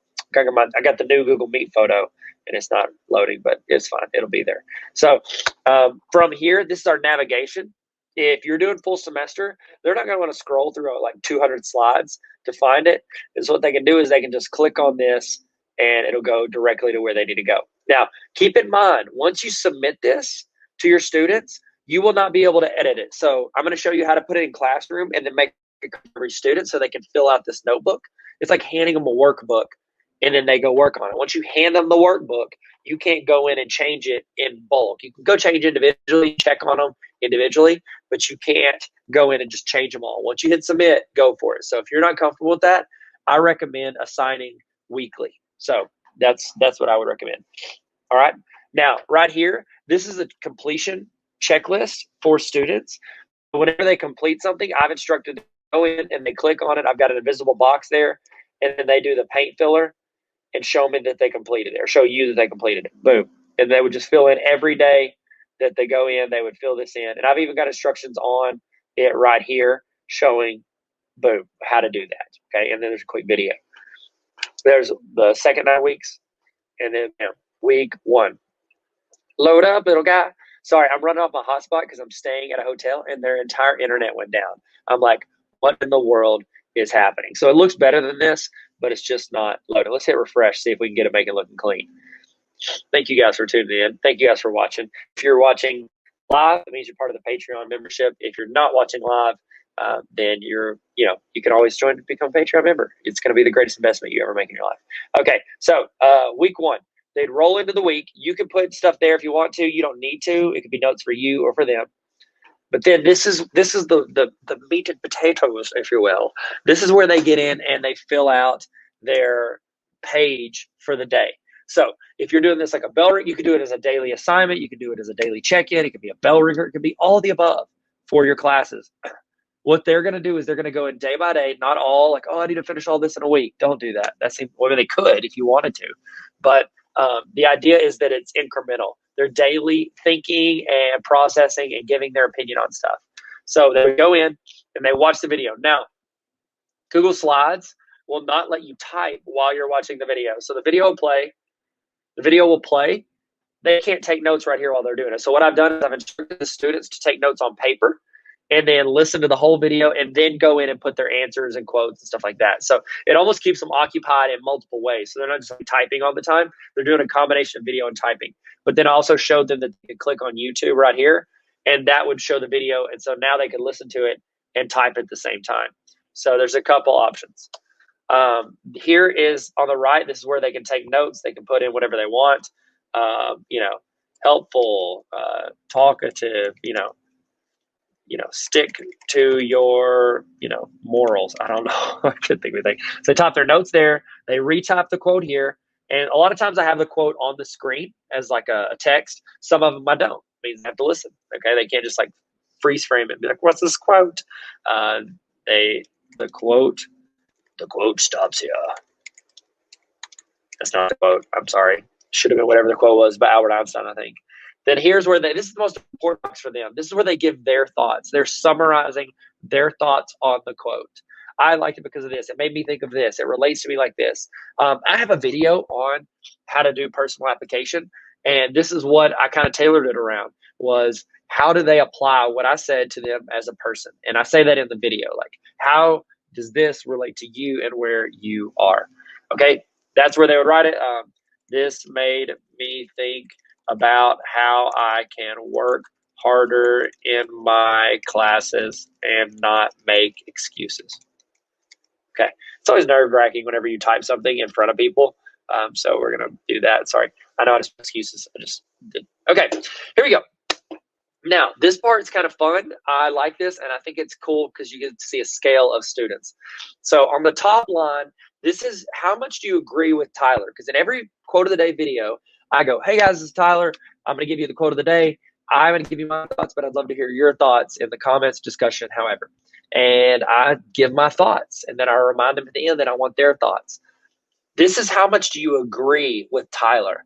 So you would either drag the thumbs down or the thumbs up, and the students are going to drag it onto the line and put it where they agree with me. So it becomes like a rating scale for students to rate how much they agree with me, because that's, that happens in life. You agree with some people, you disagree with some people. On the bottom one, this is how much they like the quote. And they have emojis, either sad face, heart face, smiley face, fire, or trash. And so they can pick one of these. They can drag it over to the line. They can talk about how much they liked it. And that's it. They're done. Oh, they should have put the date in here. And I talked to them about that in the student one. What are we at? Let's say November 3rd. 2020. Hey, might be an important day. I spelled November wrong. So there we go. So they would go in and they fill all this out. Now, that's how the student would do it. You, whenever you're doing this, you're not going to fill all this out. Like, you're not going to put all this in here. You're going to leave these blank. Sorry. I was just showing you. I guess I could hit Z. You're not going to put all those in there. Students are going to be the ones filling these out. So you need to know your job is to put it in Google Classroom or whatever LMS your school is using. So I filled it out to the point where I've got my class name on here, 7th grade history. That's really all you have to do. I was showing you the app so you can see the student process, but really all you have to do is go in, put the title of it. And if you're doing full semester, boom. If you're doing weekly, you would do that for the week. And then you're going to go to Google Classroom. So I'm going to go into Google Classroom. I'm going to title this First Semester Quote of the Day Notebook, Mr. Tarver's class. Okay. Now I'm going to go to my class. I'm going to go to classwork. I'm going to go to create. And I want to create an assignment. Now, from here, it would say daily bell ringers. Let's see, fill in all of the information every day. Make sure you're doing the checklist. Okay. I don't think they have a ton of questions. Let's go ahead and we're going to add our resource. I'm going to hit add. And I'm going to go directly to Google Drive because when you created that copy, it went into your Google Drive. And so now I can go in, I can grab it and insert it. Okay. Now here, this is important, guys. You don't want students to just view the file. You want students to each have their own copy. So make a copy for each student. Now it wouldn't hurt for you to go in and get that video. Now I know it's in there, but it wouldn't hurt for you to go in here and you can grab this link. So you can just like right click on it and then copy link address. And then you can go, hold on, I'm going to X out of that because I'm yelling in my ear on the video. So I'm going to add that video link. So I'm going to go to YouTube and I'm going to go to URL. I'm going to add that video link. Boom. Okay. So instructions are in the video. Okay. That's pretty simple. All right. So you've got that. Make sure you go over here and you adjust all of the stuff you need to adjust. So how many points? I mean, this is going to be a full semester, so I'd make worth like 200 points. You could do due date. You could do, let's see, you don't want to make the end of the semester. So let's say I did this first semester is December 25th, Christmas Day. Eesh, that's not a good time. And topic, I would put this under either bell ringers or important links and materials. You don't want to attach this to if you're sorting your Google Classroom topics by week, doing them weekly would be perfect. You could just attach that at the top of each week, and then you're done. Or you could put it under, like, since I'm doing full semester, I'm putting it under classroom resources because that's something that is things they need to access throughout the entire semester. Okay. And once you hit assign, it's going to make a copy for every single student in your class. And so they're going to be going in, it's building out that thing that we walked through. Everybody's going to have their own. And you're going to be able to go in and see that at any time. I'm going to show you that. So we got daily bell ringers. We're going to put, let's see, I'm going to go to Google Drive. Actually, I don't have to go to Google Drive. Watch this. I forgot they added this in. So I'm going to go to my classes. I'm going to hover over that class, and I'm going to click on this folder right here. That folder takes it to where that Drive folder is that all those are created in. So I find that assignment, daily bell ringers. I could click here, and boom, my student, Hermione Granger, you would be able to see every single student for your entire class with their name dash the assignment name. And you could go in at any time. I go in and look at, okay, how's Hermione doing? Is she doing her assignments? I can look at her completion checklist, and then I can message her if I need to. That way she knows that I'm watching it. So there you go. So I can just scroll down and be like, okay, are they completing this? Checking it off. Okay. So that's what you do.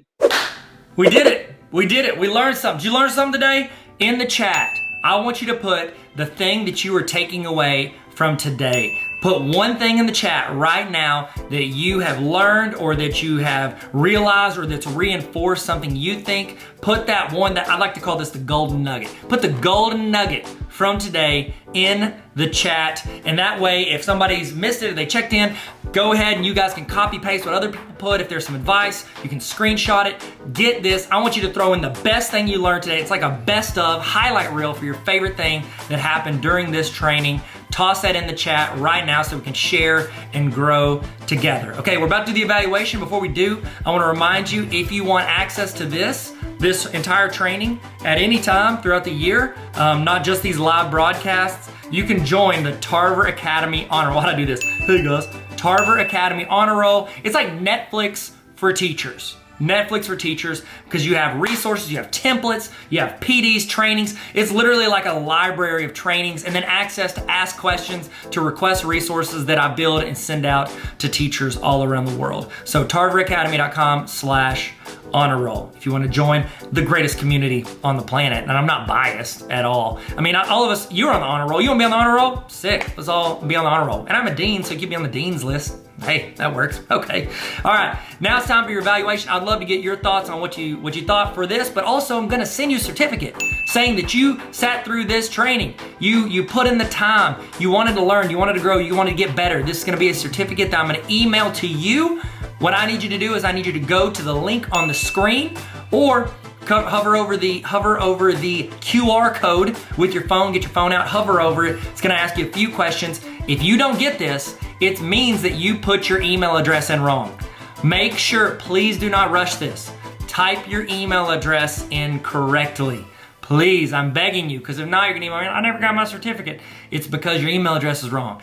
Type in your email address correctly, fill it out, fill out your name, make sure you capitalize, make it look good, because it's gonna fill into the certificate from this. So I need you to put this in correctly, please. Okay, go there, we're gonna walk you through it.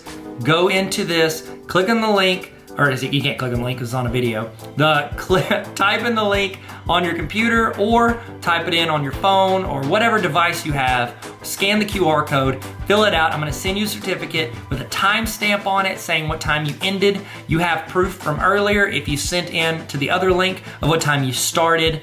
And then you also got your notes and all the stuff you've learned, your screenshots, all of that to show your administrator or whoever, your spouse, you show your friends, show people on the streets, all the learning that you did. You can frame that certificate. I think we're all getting framed. You get it framed, I'm getting framed. I'm gonna put it up on my shelf. I got too much stuff on my shelf already. So look at this, Lonzo Ball rookie card. If you got any, by the way, you got any basketball cards you wanna sell, hit me up. I've been slightly obsessed with basketball cards, and I apologize for bringing it up. Look at this, this is all Lonzo Ball. Lonzo Ball, I mean, he's the GOAT. Everybody says it. Who's in the chat? Who is your favorite basketball player of all time? I'd love to know. If it's Lonzo Ball, it's quite the coincidence because I had it sitting on my desk. If not, it's probably this guy. Probably this guy right here. See that guy? That's Michael Jordan. No big deal. It's whatever. Don't like to brag about it. I mean, it's not that expensive, that card. But if you got any cards you want to sell, holler at me. I don't know why I said that. I'm just stalling so you guys can fill out your evaluation. All right. Y'all feel good? I'm gonna leave this on the screen for you for a little while in case you had to step out for a second. I'm gonna leave this up. Thank you again so much for your attention and your time and everything that you put into learning and growing with us today. I'm Tyler, this is Tarver Academy. Let's learn and have fun. See you guys later.